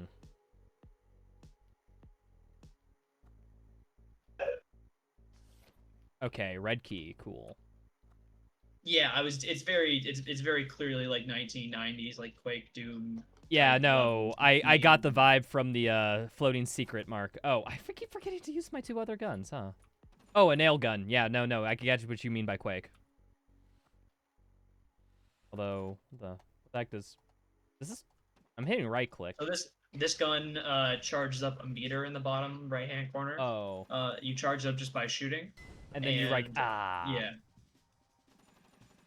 Oh, and the freeze thrower has an air blast. and then that's a cannonball. Ooh, yarg. Yeah, kind of like the impaler, sort of like a big spike that launches out from the center of the gun. You can see that spike there. Yeah. So I think did you hit the red switch? Oh, no, I had to get I'm the gonna, secret. no, you're good. I'm gonna keep backseating. It's okay. And it's the classic Doom. If I have to see a secret, and then it's like I have to stop doing literally everything until I get it. So hit the red switch. Oh, is that what came? Yeah, the elevator. I think you're a bit behind, but Oh yeah, because latency and whatnot. Oh, Hive Warrior. Hello. Oh, game almost. yeah. There's music and everything. I don't know if you can hear the music. Oh. No, it's okay. I'm working with a good friend of mine, Alamander Arts, who did the music for like some of the Kaiser campaign trailers and stuff. Mm. Yeah, so like the game has a full composer and everything. Hmm. Oh, what the? The shockwaves. Yeah, and this was all super rough. So like I was still getting AI systems worked out, and a lot of it's hacked in. But this AI doesn't even exist anymore. That's how far I am into it. Ground slam was a bit too much for. Okay, skill issue. Oh, I should have went. Okay, well, long way. Well, I mean, I have a checkpoint system built. I'm doing the walk of shame. Oh, okay. I feel bad about myself, so I deserve that. You have no idea. You have no idea how much work it takes just to get like a basic checkpoint system going. I imagine. Is it like all positional triggers and whatnot? Kind of, sort of. I've ripped off as much as I could from id Studio. Hmm.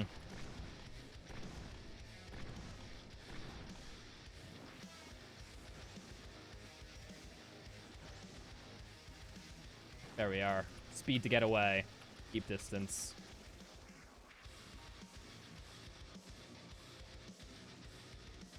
Oh. Yeah, so you can freeze him. You can freeze him here. The status effects are more built out in the version that I have locally, where like freeze is an actual status effect driven by Unreal gameplay systems and whatnot. I do not have ammo. Okay, well. Is there a way to get ammo back in the loop, or?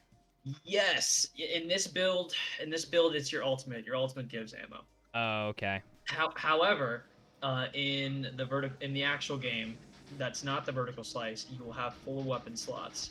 And instead of starting out with nothing, you will start out with a knife always. And killing enemies or hitting a boss with your melee weapon, kind of like Dark Ages, will give you ammo back.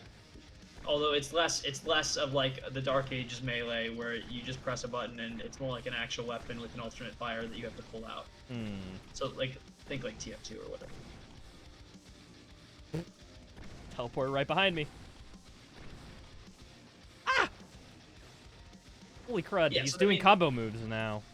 Yeah, this version is super rough. I talked about like hating my past work, and this is just one of those where I was really proud of it when I put it out, but I've done so much more in the past couple of months that I just look at this and I'm like, oh, it sucks. Mm-hmm.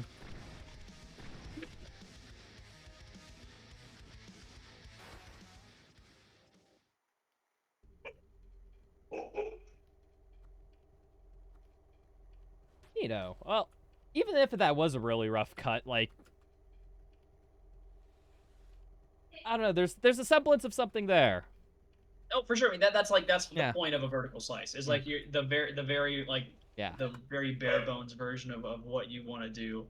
It's not meant to have any like super in-depth mechanics or anything. Yeah. It was just more like, oh, this boss has certain moves. You can attack and dodge. Uh, what the? I guess arrows. Wait.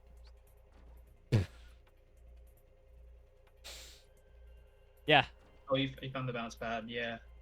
I was just like, is gravity going to shift for a second? And I just jumped up. Huh. That's like I said, bounce pad or whatever. Mm. Yeah. Yeah, if people want to check out my progress, I've been trying to post more devlogs to my YouTube. It's mainly just me like going through Unreal and talking about what I've recently worked on.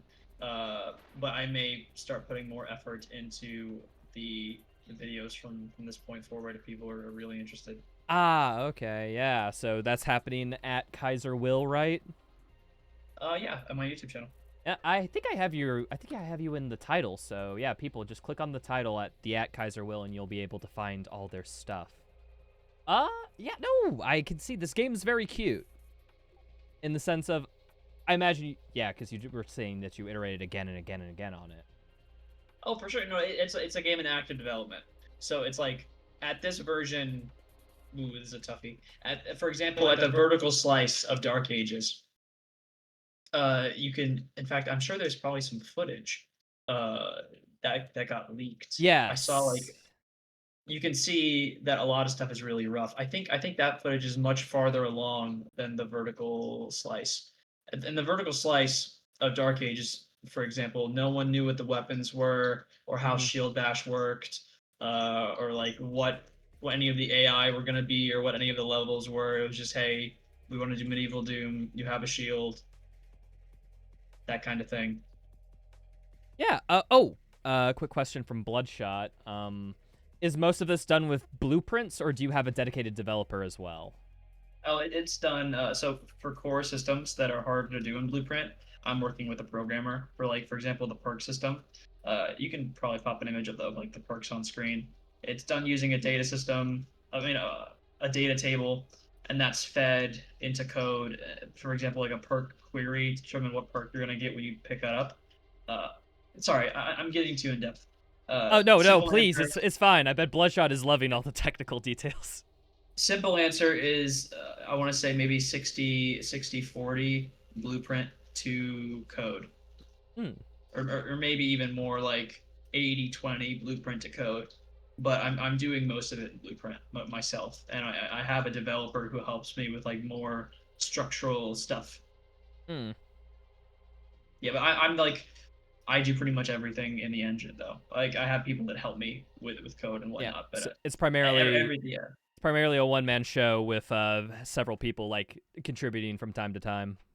Exactly, but I would say Shadow Badger is nearly as much Vanquish's project as it is mine. He's done all the art and stuff, so I think that's like for nearly all the textures in those maps were his. Ah, okay.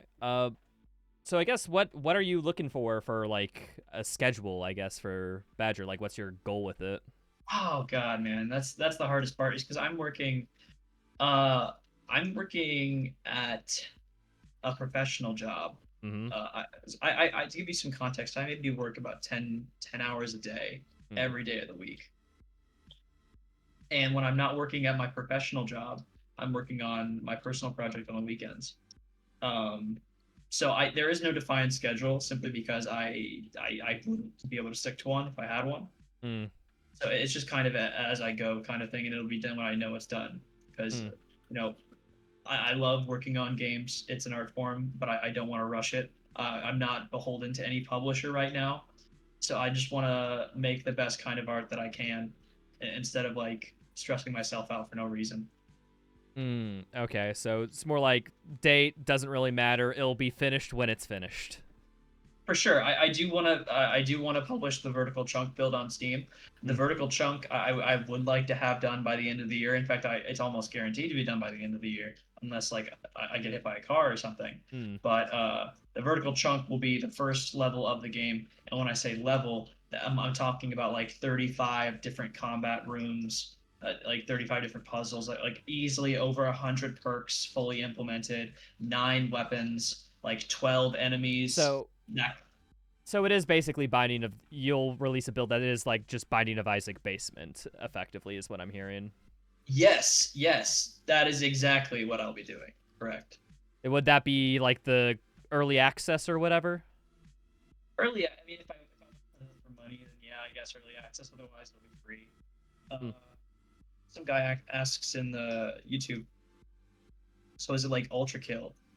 That is, I love Ultra Kill, but the last thing I want to do is to hop on the bandwagon of like this game is Ultra Kill but X. I Yeah, because Ultra Kill kind of inspired a bunch of Ultra Kill clones, and like that's almost Yeah, used almost disparagingly by people. Shadow Badger is so Ultra Kill takes so much from Quake and Mm. id stuff that it's like, at which point, like at what point is it this like an Ouroboros? You know what I Yeah, mean? A self devouring snake. Like I made a Doom game. I worked on a Doom game, and then like some games take inspiration from Doom, and then other people take inspiration from them. Whereas I'm trying to iterate on my own over here in a corner. Like yeah, I love Ultra Kill, but I'm not making an Ultra Kill clone. yeah. Just to be clear. I mean, even if it was an Ultra Kill clone, I don't think it matters. But I got more of a vibe that is very much more Doom like than Ultra Kill like. Yeah, very heavy emphasis on like resource management, and like smart AI. Ultra Kill, not to insult Akita. Akita's a great developer. I'm friends with Akita, and I love Ultra Kill. But like for example, I don't think the AI in Ultra Kill have a lot of status effects, and I think a lot of Yeah, them only do one attack. You know what I mean? yeah. It is very simplistic. The enemy design.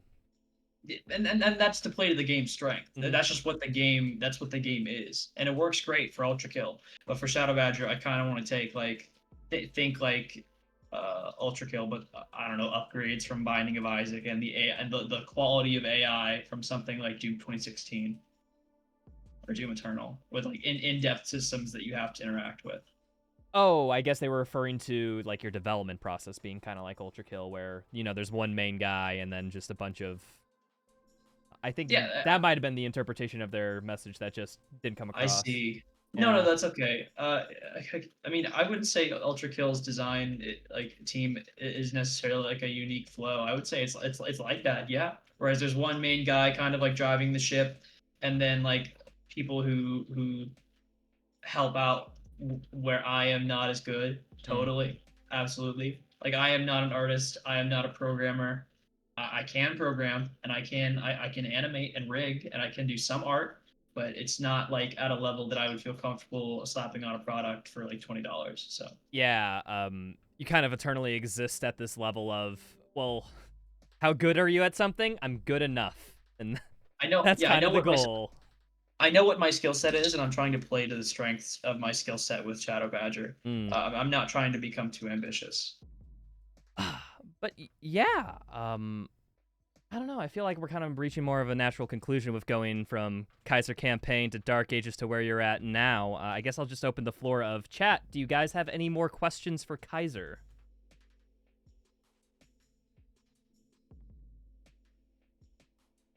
If not, it's cool. We can just, I guess, all right. Favorite non FPS game? Go. Like Uh, a different genre. okay. Non-FPS game is easy. I love Isaac. I mean, I've been talking Oh, about yeah. it for the past Oh, hour. yeah, Rogue. Okay, okay, that was the easy answer. Not roguelikes now excluded from the list, too. Roguelikes Yeah. are excluded? Specific, yeah, exactly. Okay. Does The Witcher 3 count? Yes, it does. Actually, good choice. I I love I love Witcher 3. yeah, I love CD Projekt. They Hmm. make great stuff. Yeah, no, Witcher 2 and 3 are two of my favorite games of all time. Uh, I know you're probably done. I kind of do want to watch it fight Creed though one more time. Oh, the what? If you Sorry. really if you really want to, Creed. I know you've played Dark Ages so many times the past couple of days. I kind of expected you to just like play Dark Ages while I kind of just bitched in the background about stuff. A little. I don't know. Okay. Well, here, if you want. Well, Sure, why not? Oh, hey, yeah, hey, I love Hades. Someone says in chat Hades was good too. Absolutely, dude. I fucking love everything yeah. Supergiant does. Oh, what do you? I guess okay. Let's shift the perspective a little bit more to what I'm known for in speedruns. Of as a dev, what do you guys think of all of our speedrun glitches and whatnot? Like As a weapon wheel dev, clips, for example. that's I'm I think it's really cool that you guys find all sorts of cool shit to break the game. Mm. I don't really feel one way or another about you. Like, I don't like, grr, he skipped this sequence. That kind of stuff doesn't really bother me. I think it's exciting that you find all these cool ways to play with the game. Really, I think it's awesome. Yeah, no, every dev I've talked to on id side who I've talked about speedrun and speedrun glitches has said like the same thing, which I think is a good sign for id Software. I think something's wrong with a company if their reaction to people having fun with their game is negative. Mm. Like I've seen companies like be completely against their game being modded, and it's like, why would you do that? It's free publicity, free exposure. But I guess they're just really egotistical. Uh, uh yeah. Do you... Oh, okay. This is a very specific example that I'm going to say. Do you know the Souls-like game called Another Crab's Treasure? Another, yeah, I've seen it. What's up? What's Another Crab's On Treasure? Twitter, they once called okay, Moist Critical was running a speedrun challenge for their game completely independently. Like he just did this because he wanted to do that game for a speedrun challenge. Yeah. And the devs called Moist Critical for having the category be any percent no unrestricted, so like every glitch is allowed. Yeah. And they called some of the speedrun tech using that run, and I quote, lame ass. What was it, lame ass? I mean, that's a matter of opinion. In your opinion? In my opinion, I think it was fine. Like, it was basically just movement tech to get around the world quickly. It was like, how do I put it? It's basically a glitch that gave them a lot of distance very quickly, specifically height, I think. I see. I guess like the worst reaction that a developer could probably have to a speed run is if they just avoid all the content entirely rather than finding unique ways to do like smaller skips. I guess. Yeah. Like I guess, for example, my example of like a lame ass skip would maybe be mantle warping the entirety of Siege away. You know what I'm saying? Yeah, the fact that we can just open up Yeah, weapon I mean, wheel at the door and get directly to the ends. yeah, I understand that you can do that. And Yeah. that's what people did in Eternal too. They just skipped to the end of the level. But I guess maybe what they could have been looking for was like smaller skips. Yeah. That showed off more of the game. I don't know. I mean, it's fair for devs to have those preferences because we as speedrunners have those preferences. That's why we make different categories where it's like we can appeal to both. For sure. I've always been a fan of speedrunning. I watched a ton of YouTube videos about it, like Summoning Salt and whatnot. Oh yeah, no. Summoning Salt was on my going to sleep playlist for a long time.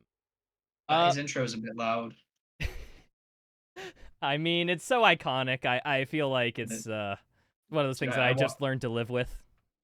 I watched so many videos where like he cheated at this speed run, and it's just like a spliced Minecraft run or a spliced Elden Ring run or something stupid, but there's so much drama around it that it's like soap operas almost. Yeah. No, cheating videos and speedrunning have this reputation of just being like way more popular than any other type of speedrunning content. It's kind of I'm in a speedrunning Discord with a bunch of speedrun content creators, and it is occasionally talked about of how people feel the pressure to, or pressure or anti-pressure to talk about cheating because cheating videos do really well, which gets them more money.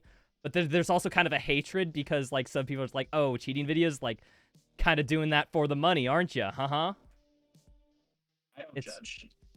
It's another example of like sometimes you just got to do stuff you don't want to provide. Yeah, exactly. Like for example, I was in a video, a stream with Mayo and Horde Mode Gaming. Nice. Like I want to say 2 weeks ago, and they were. Oh wait, Frick, that's you. I saw a clip of that on Twitter. Holy, sorry, just taking really it back. on yeah, Twitter? no, I did. What? What on Twitter? What'd you see? Like what? I'm pretty sure like they're in my Twitter sphere of like Was it something funny though? frick, I can't remember it exactly, but I think that podcast, I'm in the same Twitter sphere. I see their stuff all the time on Twitter, so I think I saw a small clip Oh, from okay. it. Well, don't worry about it. Yeah. But like basically, I asked Horde Mode like, what the fuck is up with the voice? Uh, and I think he's locked. His answer was that he's kind of just locked himself into it. Like he just can't help not doing the voice when he reads a script. Yeah. You know what I'm Yeah, the talking about. The YouTuber voice. voice. Yes. Yeah, The exactly. remember to like, comment, and subscribe. And he told me it wasn't intentional, but it just always happened. I guess it's kind of like that where you kind of lock yourself into something, and now he is just known as the guy with the funny voice in the Doom sphere. Uh Cosmos is wondering if do you have any competitive game that you enjoy playing, like League, Counter-Strike, Marvel Rivals, etc. I absolutely hate League. I'm gonna be real with you. Mm. I hate League of Legends. Or MOBAs in Um, general, or specifically League? I'm not a MOBA guy, but I have a distinct hatred for League. Bad blood? No, I just really don't like League. I think the game. How do I put this? I think that League players are a certain type of people, Just don't like the and community? and I think League is just one of those games that actively inspires rage just by playing it. Yes, yes. After I've been playing a lot of Deadlock, which is a new MOBA, and I can completely understand now why League players are some of the most toxic. Because It's like, but surely the devs see that when making the game, right? It's not like you don't see that your design causes stress in your players. That has to be something that they pick up and actively ignore. I don't know. I'm not working for Okay. Riot, so I can't really speak to their design tendencies. But Yeah, no, I understand. But what's an example of a competitive game that you like if you have one? oh, dude, there's a ton. I love competitive games. So because I make games, I don't spend a lot of time practicing competitive games. So I'm kind of rusty. But I love the finals is probably my biggest competitive game that I'm playing right now. I I'm on and off the finals. I think I mentioned it earlier. yes. No, good choice. Oh. No, I did mention I talked about Embark. Yeah, the finals is great. It's totally underrated.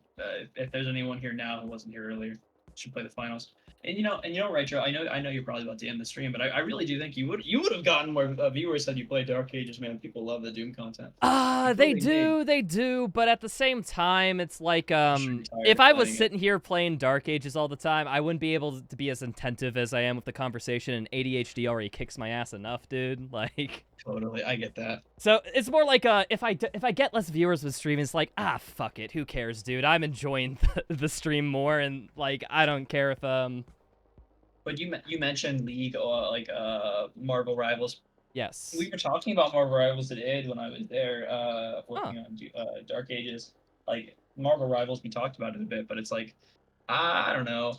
I got so burnt. I got so burnt by Overwatch that I have just not Yeah. touched a hero shooter since. You were talking about your favorite game being TF2. By one metric, Overwatch is my favorite game. I have almost Really, 4 hours. I have almost 4,000 hours in Overwatch. Like, really. So I probably have a significant amount of time in Overwatch too. Um, I played Overwatch, dude. I remember I was in high school when the Dragons trailer dropped. I was in my senior year of high school, either senior or junior, and I get home and I see the Dragons trailer and I just get so fucking hyped for Overwatch. I played that game day one. I skipped school to play it, and I played it for years and years. The only time I started really dropping off was like around Brigitte. yeah, Like everyone dropped off around Brigitte. Yeah. that was the turning point for me. And like the Overwatch, I got back into Overwatch when Overwatch 2 released. I was, how do I put this though? Like there were some changes I liked and I played a bit more of it, but the magic was just kind of gone. Yeah, no, I got back into it when Overwatch 2 dropped, and I promptly lost a couple more 100 hours of my life. Yeah, I mean Overwatch is a great game. It's just like I saw someone say in chat about like how League it's easy to be griefed by your team. It's the same way in Overwatch. Hmm. Like it, there's just so many ways your game can get absolutely ruined by stuff out of your control.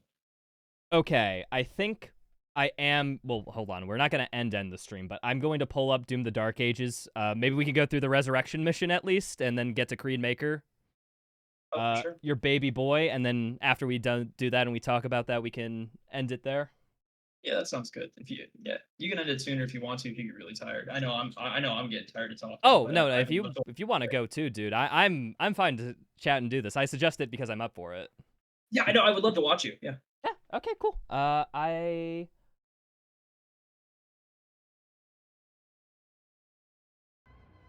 right. Perfect. Well, while you're moving it up, I'm gonna be right back. I'm gonna grab a drink. Yeah. No. Sounds good. 5 seconds, literally. Thanks. Hi, chat. How's it going? Haven't been talking to you. Sorry, Kaiser and I have just been kind of enveloped in conversation. That's sort of how it works. Echo from Kaiser again? Yeah, that's just because I just swapped scenes and didn't disable his custom sound profile. I have to do that at points. Here.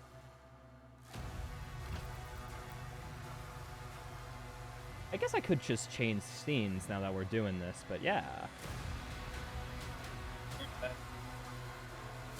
Hello, hello.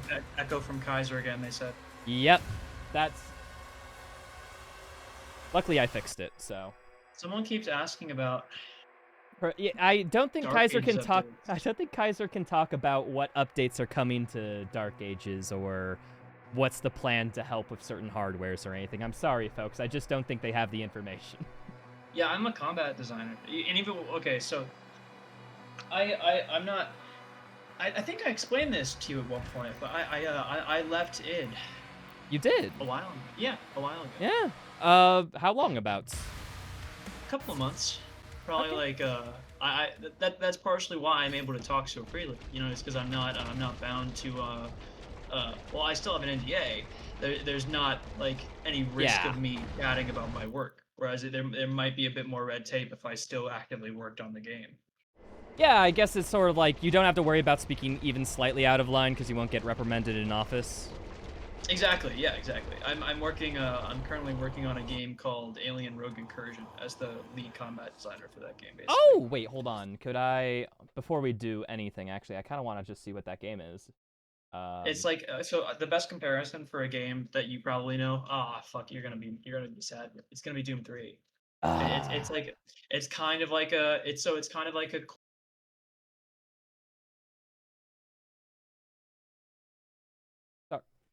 Sorry, what is the name of the game exactly again? Incursion. Oh, is that based on the Alien franchise? Wait, the VR game? Oh. Ah. Wait, the Evolved... What does the Evolved Edition do? Oh, okay, so just, you can play this with a mouse and keyboard version. Oh, my... I don't...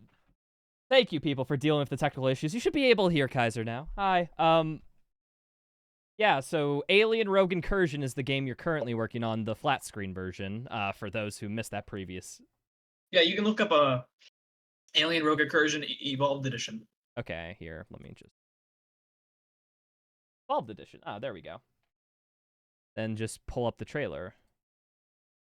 Yeah, so I'm the main combat designer for this game. So basically, like player mechanics, weapons, player behavior.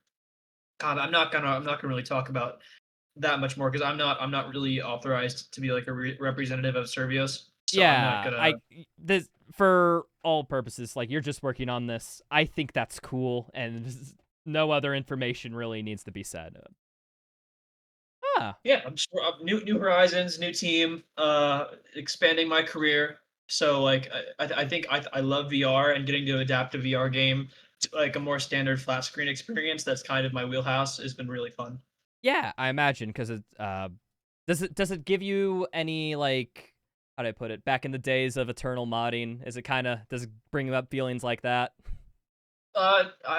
I wouldn't say that, but it's like it's a new experience. Okay, it's different feeling. Gotcha. Alrighty. You could probably hop back into Dark Ages. Yep. Though. Doing that now. So The outer defenses were slaughtered. Nobig's forces are surrounded. The Creed just So you For a worked Doom from. dev, are we gonna get a playthrough soon? Sorry, you were saying? I worked for almost 3 years. I did. Oh, really? And It's that not just over the responsive. course of the Dark Ages lifetime. Well, Basically, yeah. I joined very early on in the project, hmm. and I left. I left just before release, I think. Ah. That's not the end. I mean, that's not the end of the world, though. Like, Yeah. that's just how the games industry works. People come and go all the time. Like half the team, I want to say like maybe a good third of the people that I worked with Dark Ages on, just kind of moved to other, like they got picked up by Epic or Yeah. they went and they did their own thing. It's just how the industry is. Yeah, games industry is very much, how do you put it? You're just talking about the Ouroboros of eating each other. It's like, yeah, no, I think that kind of happens with devs. Absolutely. Yeah. They just kind of transfer around a bunch of the time. And what's funny is Dark Ages is mostly a new team. Really?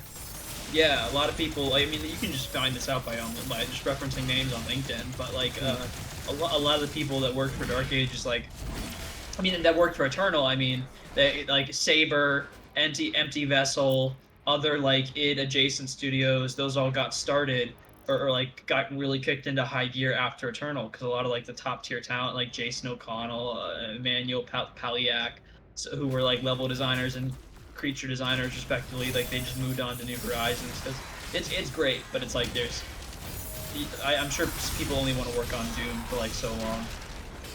Can imagine, yeah, the need for variety, especially with id Software's track record, knowing that they make, well, like, Well, I guess they're like the stereotype Doom is they studio make. now, in my opinion. I think they're the Doom studio now. Yeah. They're kind of. Microsoft Doom. They're Microsoft Doom studio. I remember. Which is okay. Yeah, I remember when talking with some devs at QuakeCon, there was a lot of the question of if a Quake remake would come up. Oh, dude, I wore my Quake shirt first day of QuakeCon to fuck with people. because I think that was no wait okay. That was before Dark Age was even revealed. I went to QuakeCon with a Quake shirt. I think this was when Quake 2 released. I think. Mm-hmm. I think they were the. The remaster. I worked on that, by the way. Oh, neat. What did you do in there? Updated light placement because that's it's not like new combat or anything. So I was just helping out with stuff that was necessary to make a remaster of an already finished product. And that was just like basically making sure all the. Wait, okay. Stop me if this is wrong, but it sounded like you. New lights, basically. New lights, gotcha. Yeah, I wasn't like changing enemy placement or anything. It was just like, it was a really small part. I'm not saying that like, you know, I just got to say I worked on Quake 2. That's really it. I mean, that's something to put that catches eyes on resumes a little.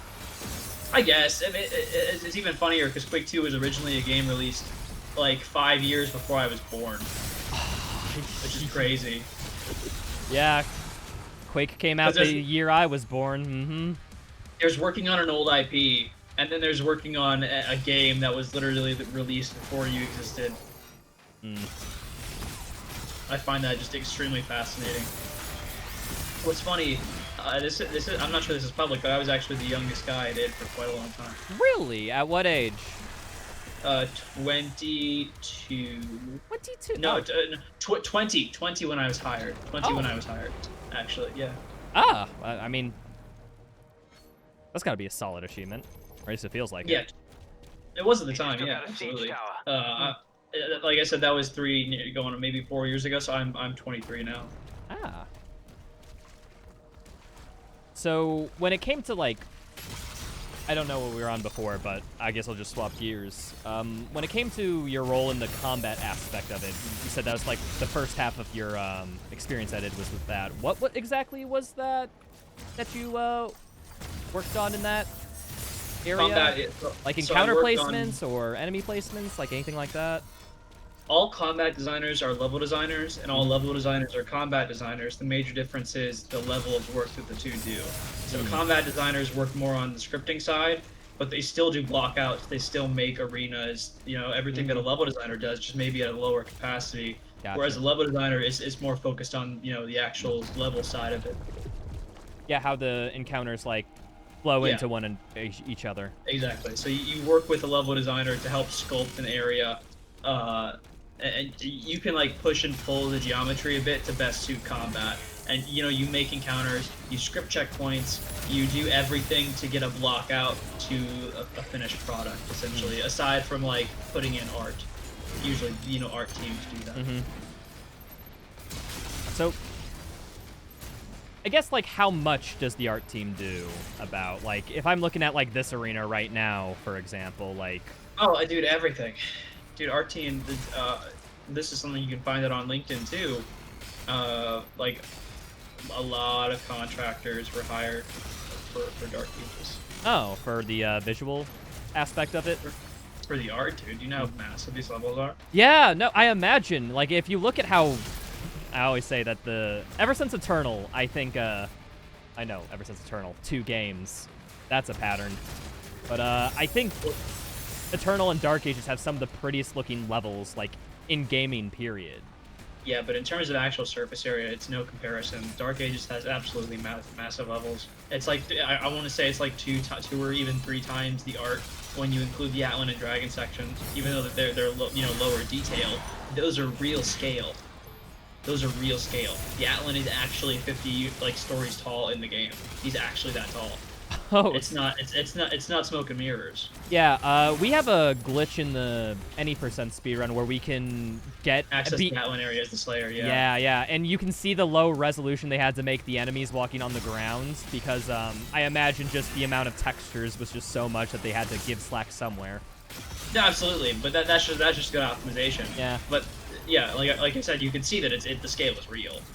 So the levels are just disgustingly massive sometimes, and that requires a very large art pass. So whereas like you're playing what, Final Battle? This is Resurrection.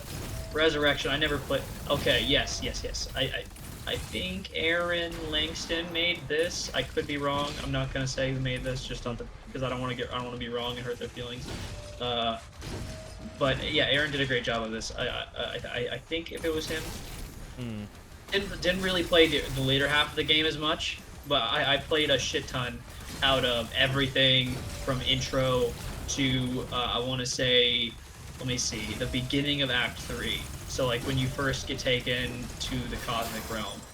Oh yeah, the city of Raoul. Yeah, at that point I was AI, right? So most of my time was spent in test maps. And I played the real game too, but it was just not as often, And I certainly didn't learn the maps inside and out like I did with the earlier ones when I was a combat designer. It's just a different workload, Oh yeah.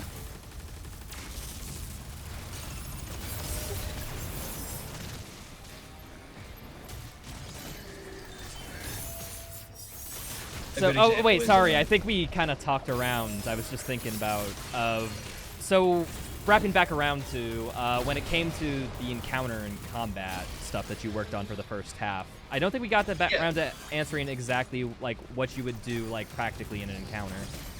So, for example, all the scripting for I want to say the first half of like Hebeth, for example, that first pass was all done by me and the level designer.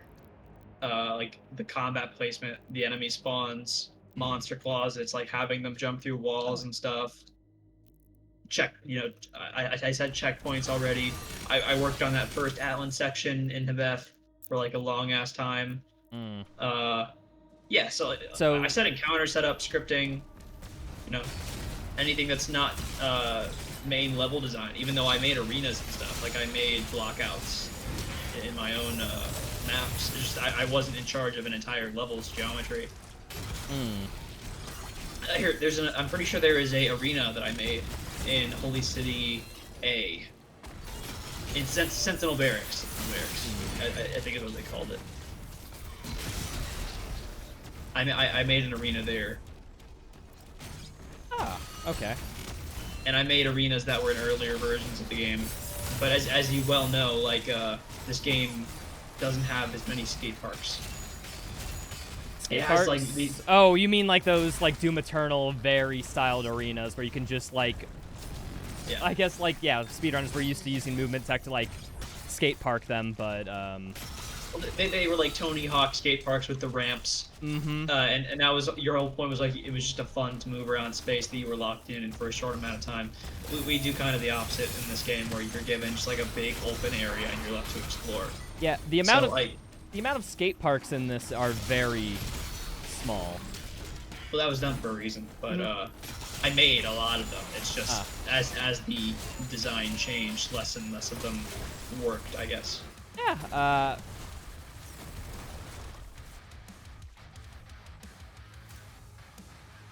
which, I'm trying to think. I like skate parks. I'm just trying to think of, do I prefer the open areas or skate parks? I think I might be on Team Skate Park. I don't know. I like open areas. I think it's definitely cool for a different vibe, but at the same time, like, I don't know. I just feel like skate parks, they do a lot more in a lot little space, which I just appreciate. No, for sure. I think after Doom Eternal, they were just kind of tired out on that idea. I imagine there's also the company perception of they don't We can't do the want. same thing over and over again. Yeah, I know. I know. Yeah, Trust me. I know. But I can imagine. yeah. Anyway, for sure they wanted to do something different.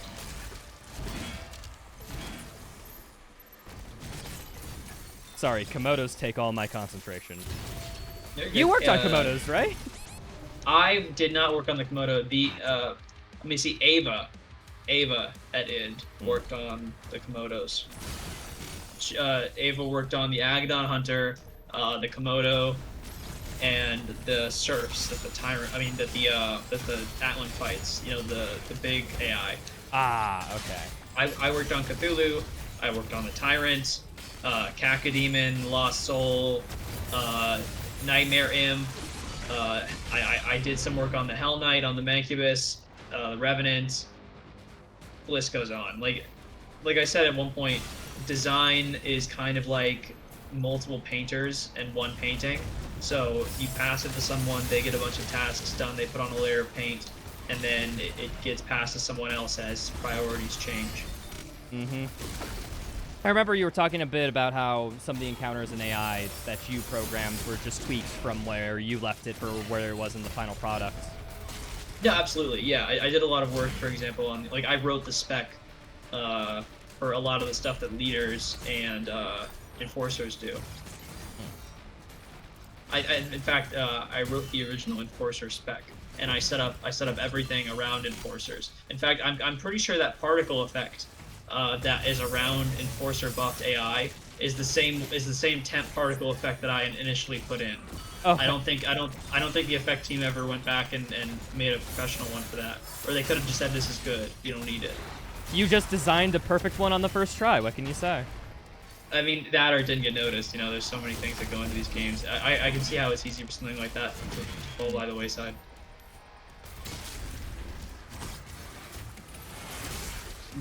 Anyway, lots of different stuff, especially getting to switch to a different team halfway through was really great for learning more about AI systems and stuff like that, which I am now using for my own personal games.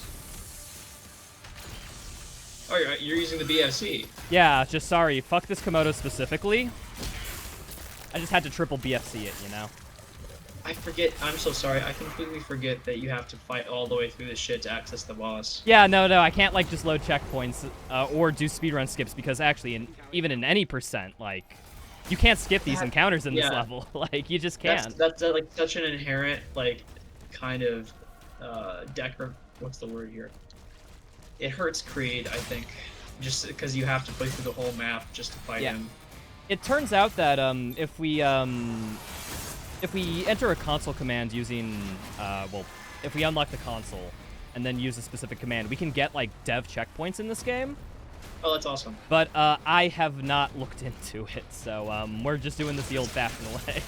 No, for sure. I guess when you work on a game, that's like the first thing you just can't play without is like checkpoints. Yeah, because you're constantly testing things, having to reload and load again. So it's just you got to make the process as easy as possible, or that's just wasted man hours. You know. It's difficult seeing this game and not wanting to load a checkpoint. Yeah, the Tyrant, dude. The Tyrant was like my other baby besides Creed. Yeah, I yeah. started, like, You're working my freaking most hated enemy for making that spike attack.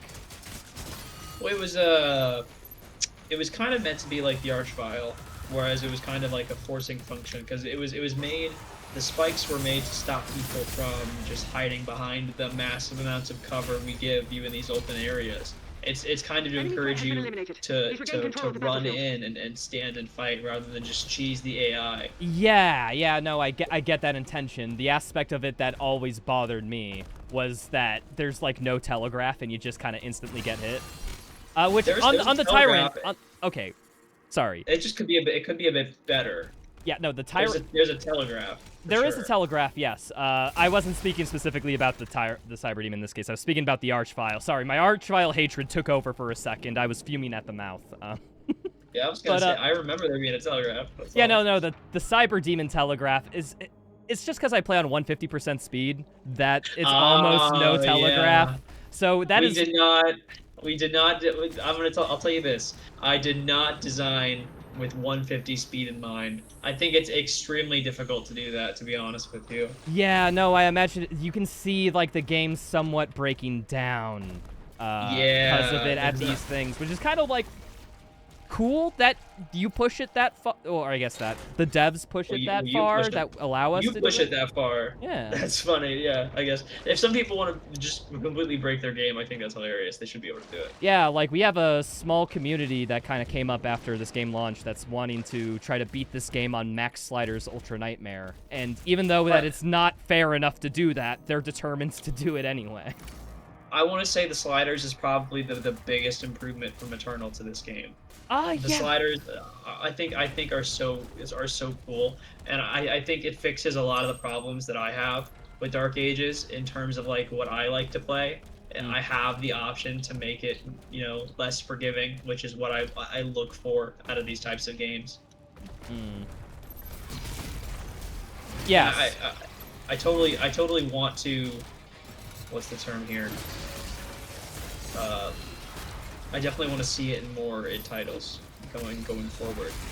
Sorry, what aspect specifically? I want to see difficulty sliders in more of their games going forward. Okay, I didn't know if that was just a specific thing you were talking about, or we were looping back. No, Gotcha. I think the sliders. Yeah, I was figuring out what I wanted to say, but I think the sliders are great. Yeah, sorry, I just got a little lost in the sauce. Something combat. It's weird because the game on the settings I like running it in, which is basically like max sliders without damage, because I don't know. I feel like if you get one shot in this mode, it's just too mean. Is it? I heard someone ask. You never said if this was your max slider save. This is my max slider save. This is my when I built a 100% save file, trying to go through all the encounters of a fine tooth for the 100% route. Dude, I was watching you for like, I want to say nearly 2 hours straight on the BFC encounter, max sliders. I couldn't watch you play it anymore. I did end up getting it, so I'm proud. There gets to be a point where I'm just like, dude, I would use the fucking BFC here. I would use it. I would totally do it. And it's like, it's the intense urge to backseat drive kicks in, and I'm just like, I can't do this. Yeah, it's one of those things where it's like, I get people who come into my challenge run streams all the frickin' time going, how do you stay so calm? I would have rage quit like 2 hours ago. And it's like, I don't know, man. I sort of signed up for this, so I expected to have my ass rocked for 2 hours. If that happens, it's like, it's something I'm fine with. The content, though, for sure. Yeah, like, the max sliders run ended up taking me 50 hours of in-game time. Like, wow, that's crazy. It unironically is the most difficult challenge run I've done, period. Like,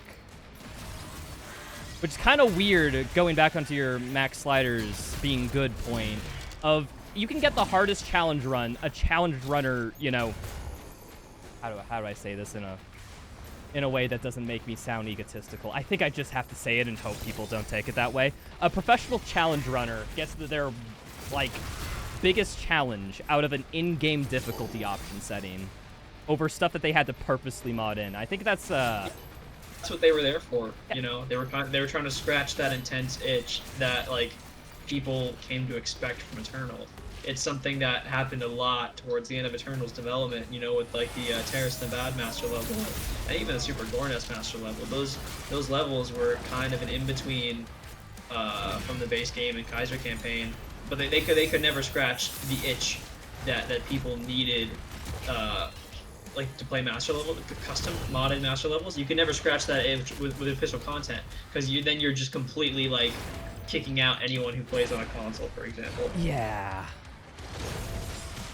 It's really difficult to make content and be like, okay, 50 to even more % of our players can't smell this level without puking, because it's so difficult. Ah, gosh darn acolytes. Why? That's what the sliders are for. That's another one of Ava's the acolyte. I think it's cool though. I think the acolyte's cool. The acolyte's kind of like an archvile. Yeah, a little bit overtuned on these settings, but I kind of did that to myself. But yeah, that's funny. That's really funny because the acolyte uses the same systems for hazards that the tyrant does. Really, for the spikes and the spells, I assume are like approximately like the same system. It's the same system, but like an inversion. Whereas the acolyte's meteors fall from the sky, the tyrant spikes come out of the floor, but technically they're still acolyte projectiles. The acolyte came first, I think. But it was what's even funnier though? The tyrant spikes are just an inversion of his meteor attack from Eternal. Yes, I remember. I think you said that in my chat once. It's the exact same attack. It's just changed up a bit, basically. Alrighty, now that I'm done being bad, we can get to the whole. Creed ship is powering up. We're working up to the. What's funny is I worked a lot on the. I worked a lot on the dragon stuff too. Yeah. What aspect of the dragon stuff again? It was more related to enemy design. And oh yeah, I remember the Kako ships. Yes, I wrote the spec for the ships. I wrote the spec for the giant Kakos. I wrote the spec for these guys that you're fighting right now, and I worked on other AI for a long time. Although I will say that AI, the one that you just fought, I'll say that I'm not a huge fan of how it turned out. I'll be real. Was that something you worked on, or just? I didn't work on the version that you're fighting. Oh. I'll say that much. Cryptic. Okay, but yeah, no, it's always weird to me, I guess, with the lock-on system with the dragon. Like I always imagined like Spyro and free flying. It's just like locked in's just like it's like I'm not able to do all that free flying and like movements whatnot when the system is just kind of incentivizing just staying locked on. Yeah, the lock-on is it's certainly a feature. Yeah, it works. That's yeah. Lock-on, yeah, the lock-on certainly does indeed work for its intended function. Absolutely. It is a lock-on. Oh yeah, Salim brings up a good point that the Tyrant spikes can actually be used for movement tech. It was actually in the 80% run using a spike boost off a Tyrant to go fast and basically hit a death plane further in the level to like skip a big section. That's definitely my fault, but it's like you would have found something else if not the spikes. Oh yeah, it got routed out as soon as mantle warping was discovered, but it was there for a solid 2 days. No. Maybe in the no major glitches run or something like that. I don't know. It maybe.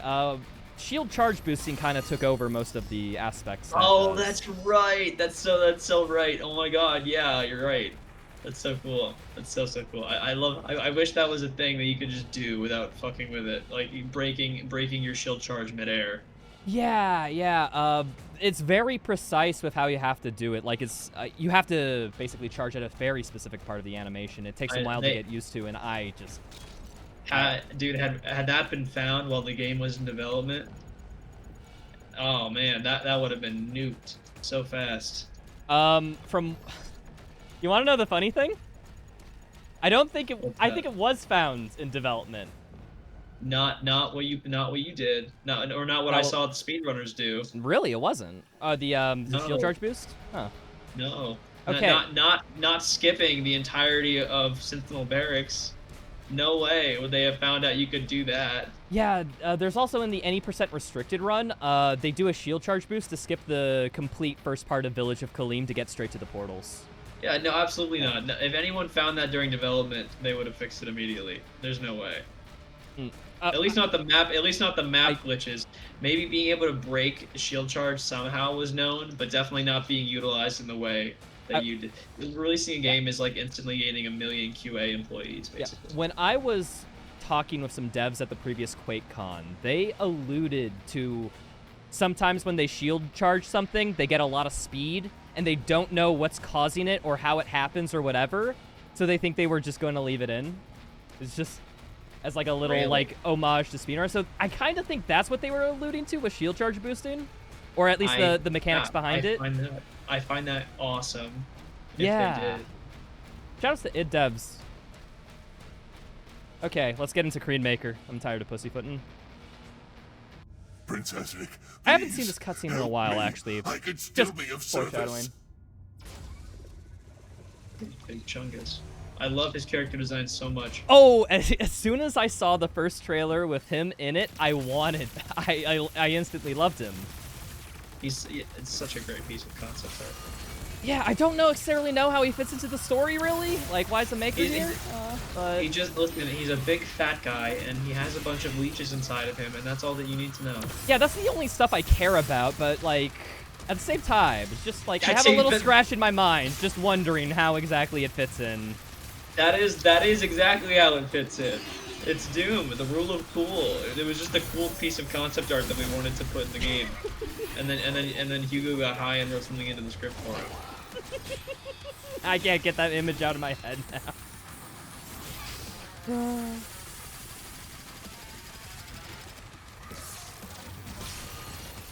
It's such a great design. I love the character design for Dark Ages. Concept art and the entire art team in general was just on point for the entirety of this project.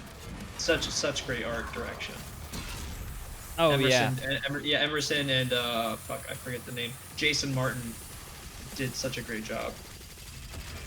Jason was in charge of everything 3D, so like modeling and character models and stuff like that. And Emerson was in charge of like the drawing aspect of it. Yeah, you've definitely seen a bunch of Emerson Tongues art. He released like a book called Tankhead. You should seriously check out Tankhead. It's a really great like art book that Emerson drew. If you like the art of Doom Eternal and Dark Ages, you'll like Tankhead.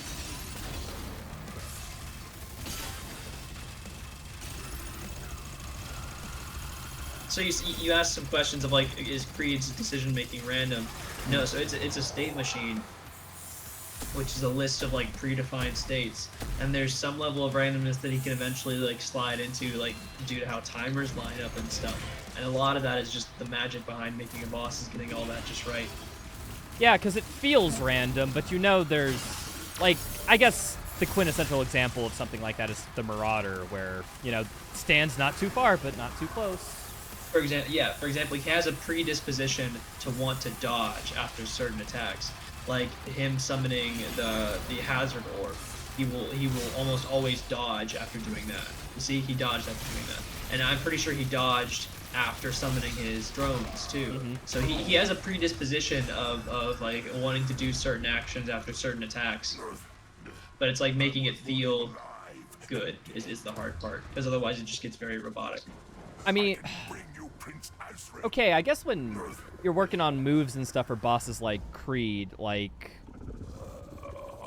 I guess, like, how do you decide what to make a move? Is it just, do you just have to get creativity? Is it just like raw that, or is there a process? No, for a boss, it's like, whereas with a normal AI, you have to design it in the context of the greater roster. With a boss, you get so much more control, so you really get to go wild in terms of ideas. The only limit is what can get approved and what makes sense and what we have the money for. Other than that, it's kind of like a go wild kind of moment in terms of design. So my design process for Creedmaker, I can't speak to like Azrek or the Witch because I'm not the one who worked on them, but like I did core implementation work for Cthulhu, but I didn't write the spec for him, if that makes any sense. I didn't design his attacks, I was just in charge of implementing them. So everything in game you do with Cthulhu, like I put that in the game, but I didn't think of like the way he swings his mace or whatever. Does that make any sense? So like, in other words, you were determining like hitboxes and how it would be in gameplay, but art and assets and what the exact animation would be for the attack is still up in the air. My biggest implementation on Cthulhu specifically was like his core behavior. So how all of his attacks are chosen, the setup for the attacks, the ways he can combo them together, what makes him like an AI, basically. That's what being an AI designer usually is. But for Creed, I wrote the spec. So I designed for him a roster of attacks that by themselves ask for one action from the player. Like a sentence. The meteors require paying attention to your surroundings and correct positioning. The parry requires what's the word here? It's like a QTE. Yeah, you need to time it appropriately from the flash, right? Exactly. Yeah. And the bullet hell attacks require like strafing and dodging and weaving. I mentioned his like big barrage of projectiles encourages circle strafing specifically to dodge them, whereas the seeking orbs he fires will catch you if you try to circle strafe. So you have to kind of like dodge and weave a different way. So basically, different problems to solve, and the core of Phase 1 is teaching you how to solve each of these problems. And then Phase 2 is about combining them in unique ways to ask for more complex solutions. Yeah, because in the second phase, it's like the first phase attacks, but they all overlap to some extent. They're all play off each other. And I spoke in the very beginning about Creed. He's a combination of id's main AI driving system and logic. So what's great about Creed is because he can just throw out so much shit, and then the logic is doing the thinking in the background while he's thinking about what his next attack is going to be. If that makes any sense. And that's what allows him to combine all these things so easily, whereas otherwise it would be extremely hard with AI systems, for example, that powered the Dark Lord, would just not work for Creed. He's much more complicated than the Dark Lord, which just uses a state machine. Yeah, so what you're saying is that him deciding his attacks and what attacks currently playing out are just like done separately? Yes, they're disconnected in terms of like one can continue firing off separately from Creed after he spawns it, basically. Meanwhile, thanks to his logic script, yeah. So is that kind of like Creed's only basically determining like what his next attack or next action is, while the other attacks just going? That is great. So all his FSM determines which option he's going to pick next, correct? Whereas he then once he knows what action he's going to pick, like the brain, he communicates to logic, and then logic does the rest, like the spawning and whatnot. I love designing complex AI like him. He was such a great learning experience. And that's why I mentioned before, I hope they utilize logic more in the future with bosses, because it really opened the door for so much cool shit. Yeah, because I mean, because you said uniquely, it's just like Creed and Azrak and Witch that are designed that way. Creed is like, I want to say Creed is 50% logic, if not more. Whereas Azrak and Witch, I think, have some logic tacked on to their attacks. You know what I mean? Like, for example, Azrak bullet hell, and then Azrak spawns those like ghosts that fly at you. Those are logic driven as well, I believe. So yes, similar stuff for sure. But they just they're more standard fights, but do a great job at doing it. Like they're not like dependent on logic for every single one of their attacks. Was the state machine like process, was that used only for bosses like somewhat, or were they also used in core enemies? No, logic for example is how those ships work. Oh. Those ships you fought on the dragon. And like I said, anything that's anything that's not a standard id AI with major goring and a bunch of different abilities and complex animations and pain reactions, flinches, whatnot. If it doesn't have all of those things, it's more than likely driven by logic. Yeah. Okay. So like the tanks, for example, you know what I mean? The, Yeah. the tanks are the tanks are like They're like the simplest form of logic, kind of, because they only have the one attack. exactly. The tanks are like I want to say 70% logic in terms of their behavior. What's the other 30%? AI systems. They can technically falter. They Wait. technically have death Oh, animations. is that because like they're in like the enemy like class or something? So like they kind of have a core set of features that are just inherent to them being that type of entity? Exactly, yes, and they use them. Whereas the ship is completely logic driven. The ship that you fight on the dragon, it doesn't breathe. It doesn't have a pain animation. It's not a real AI. It's a collection of scripts that speak to each other. Oh, okay. Actually, a quick question. I think it was from a bit ago, but I think it'd be cool to ask. Like, out of 2016 Eternal Dark Ages, which one would you say you enjoy playing the most? Oh, guaranteed Eternal. Ah, Guaranteed Eternal. Yeah. I love don't get me wrong. I love Dark Ages. It's a great game. I just once you know how the sausage is made, it just loses. That's all I'm saying. It loses. It becomes at some level it does become a bit of a job. Whereas Eternal, I experienced right out the gate as a gamer, not as a game developer, and I got to enjoy a finished product that I didn't have to like pull my hair out working on. You know what I mean? yeah. It's kind of So, like Okay, when Eternal came out, speedrunning FPS games just wasn't even on my mind. I only dipped my toe in. I only like dipped my toe into speedrunning some platforming games. I used to run like a Hat in Time in Super Mario Odyssey. But I had no expectation to speedrun Eternal, but I got the casual experience, was blown away, and was like, okay, I have to at least try. And that type of magic is super cool, but when Dark yeah, Ages Eternal is releases, really and I'm a learning content well. creator who's expected to kind of play it and challenge it, it's like, yeah, I still kind of like it and appreciate it to some aspect, but it's it's just a completely different vibe than what Eternal gave me, you know? And on some level it's very commendable because I don't think anybody has talked about Dark Ages and said I dislike that id Software wanted to shake it up and try something different. It's never that. Yeah. It's just the way that the final product turned out.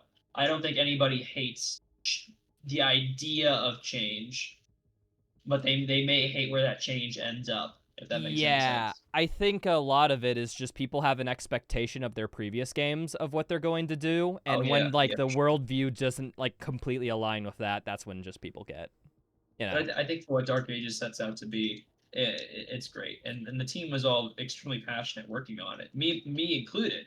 Mm. I eat shit and breathe Doom for every day for like 5 years, even before I got the job. You know what I'm saying? Mm. So because of the mod stuff. So I technically I worked on Eternal. I wouldn't say that I was a developer, but I've worked with Eternal systems for a long amount of time, Oh and I yeah. just think there's that really lightning in a bottle aspect to it uh, that I think is just difficult for anyone to capture, let alone like the same studio twice in a row. Mm. Ooh, we got somebody in chat saying that old one is their favorite boss. Good job, Kaiser.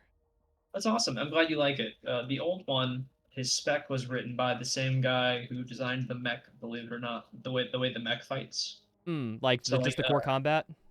the how the mech actually works, like punching and dodging and whatnot. He designed everything about the mech, and then he designed the mech boss too. Mm. So he wrote the spec for Cthulhu, and then yeah, I worked on his implementation in game. It was super fun designing like his combo system, how he can like chain multiple attacks together. He has some logic aspects to him too. In fact, I think a lot of enemies do in Dark Ages. Um, but he is a great example of what id does great with their AI. Their AI systems are purpose built for the type of AI in Doom games, and Cthulhu just the way he can combo shit together in a way that a state machine for id Tech easily can. That something like Unreal or Unity can't do super well. Hmm. Sorry, if you get me talking about AI, No, you'll no, never I get I it. love it, dude. I was about to say I was gonna make the very surface level observation that he's a Dark Souls boss, and I think if you literally put him in a Dark Souls game, he'd do remarkably well. Like, Absolutely, yeah. What do you think? Well, he's an Elden Ring boss. uh, is he? Because Like, I'm telling you, that's what we were all playing, dude. you He's were an all Elden oh, Ring you were all boss. playing Elden Ring, got inspired by. Yeah, no, I get it. No shit. Yeah, everyone was playing Elden Ring. So yeah, the when they say the bosses are basically Sekiro bosses, no, that's like unironically. No, it is. Yeah, absolutely. But they are absolutely from soft, dude. Hugo had this saying, "Good artists are inspired. Great artists steal." Yeah, that's been a phrase for eons because it works. It's like on YouTube we have a very similar thing of if you wanna to do something well, you take something that works that you see, you yoink it, and then you put your own twist on it. So Yeah, and I say that, but I don't mean it like in a bad way. yeah, The no, fucking I no. love Dark Souls bosses. Yeah, no, it's nothing bad to like take something from what you like and put it in, provided that you aren't doing strict copy and plagiarism.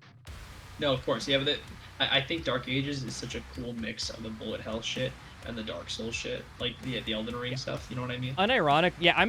The boss fights in this game, in my opinion, are the best in the series. So I'm tempted to agree.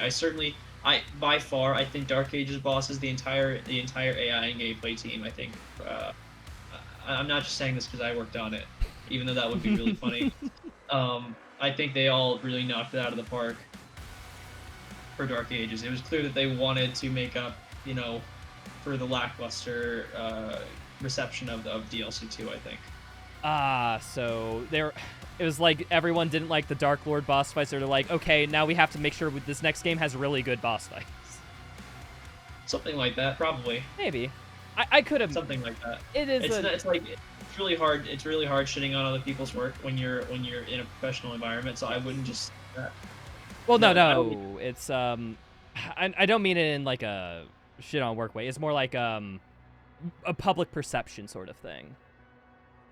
Well, we just want to outdo ourselves. Yeah. I think most developers, like, if they can outdo themselves, they'll want to. Yes, exactly. Well, sorry, especially the ones that it at least, man. Yeah, like, they're all. Yeah, that's what I love about the studio is they're all about like, and it's commendable always wanting to one up yourself and do something greater than you did before instead of just getting comfortable with mediocrity. Yeah, exactly. And everything, like, even if there is hiccup in the path, it's like I think it's clear that they learned their lessons from the previous games and then iterated on it to a good extent. There are some overcorrections, but like I think that's just that. I think that's just gonna happen. There's no way to please anyone or to make, especially when you're working under Microsoft. Yeah. There's no way to make like an absolute perfect piece of art that everyone will love 100%. Yeah, like an overcorrection. I think, well, if we flip the switch to subjectivity for a second, I think this game is just too slow on default settings. Where it's just like they were like, okay, we don't want it fast-paced like Eternal. We're gonna move it all the way down. It's like I think the ideal like regular game speed would be like around 130 would fit my vibe. I think there is no way to please you on default settings that would work for console players. Yeah. No, that's the other thing with console. Everything has to be accounted for consoles. So us keyboard split wards are kind of just left behind a little bit. Well, you're not left behind. That's the whole. Like, the sliders is not left behind. You're the reason right. they exist. Yeah. I'm the reason. Specifically you are the reason me. they exist. Yeah, specifically you. Wait, is that a joke or are you being serious right now? No, I'm fucking with you. Okay, thank you. No, but he's like, we're thinking of like speedrunners, not like you're definitely included, but it's like we're thinking of people who like black belts, Yeah, people who want to take it to the next level. Like, for example, I can't play this without flipping most of the difficulty sliders up a bit. Yeah, I got told Hugo was talking about me and one of the other designers nearly every meeting, like those guys who like play like they're on crack. I'm thinking to myself, I'm not even that good. I don't know what he's talking about, but I'll take the compliment. You're just. Are you included in the good players club at id? Is that what I'm hearing? I was, I guess, because of the mod thing, because it's like it's a mod for crackheads like myself, you know. Yeah, I guess you and Cronid just sitting there. Oh yeah, is that? Oh, I didn't say the developer, but yes, Cronin, yes, him, yes, because he's absolutely fucking cracked Yeah, at games. he's the Omoga Sweatlord, and I know that because when I was doing Max Sliders, he came in and said, "Yeah, no, I did this mode too, and I did most levels deathlessly,ly," and it's just like, yeah, no, that tracks. That's Nick's job, is to prove that you can beat the game on Deathless. They wouldn't have released the game unless Nick could have beaten it Max Sliders on Deathless, I think.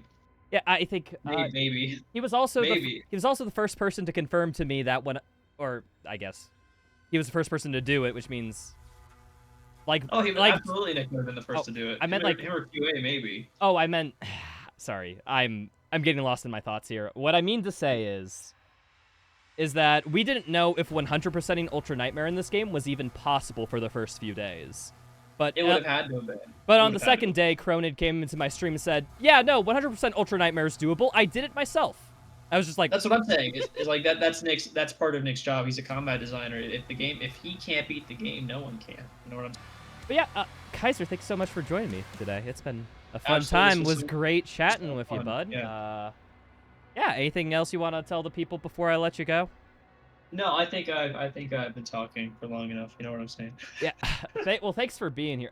Freaking 2.5 hours flew by. Honestly, I feel like I learned a lot about the game. No, for sure. We didn't get to talk much at QuakeCon, so this was great. Yeah, no, it was unfortunate because I was busy with my showcase at the time, and I was, dude, I was so fucking stressed about that. I was running on fumes. Let's get together this QuakeCon and have a drink, and I'll shill you my game some more. Yeah, no, totally. That sounds good. We're also gonna have a bunch of other Doom speedrun dudes too. We should all meet up sometime and get together. Awesome. That sounds great. All right. Well, thanks for the chat, man. Thanks for the stream. Sorry you didn't get like 100,000 viewers. I was really hoping you. No, it's cool, dude. Hey, all that matters here is that we had a good conversation, and everything else, secondary. All right. Well, have a good night, man. Thanks. Yeah, you have a good one too. We'll see you. So yeah, that's Kaiser, people. Yeah. Thanks, dude. That was fun. If they're still watching the stream.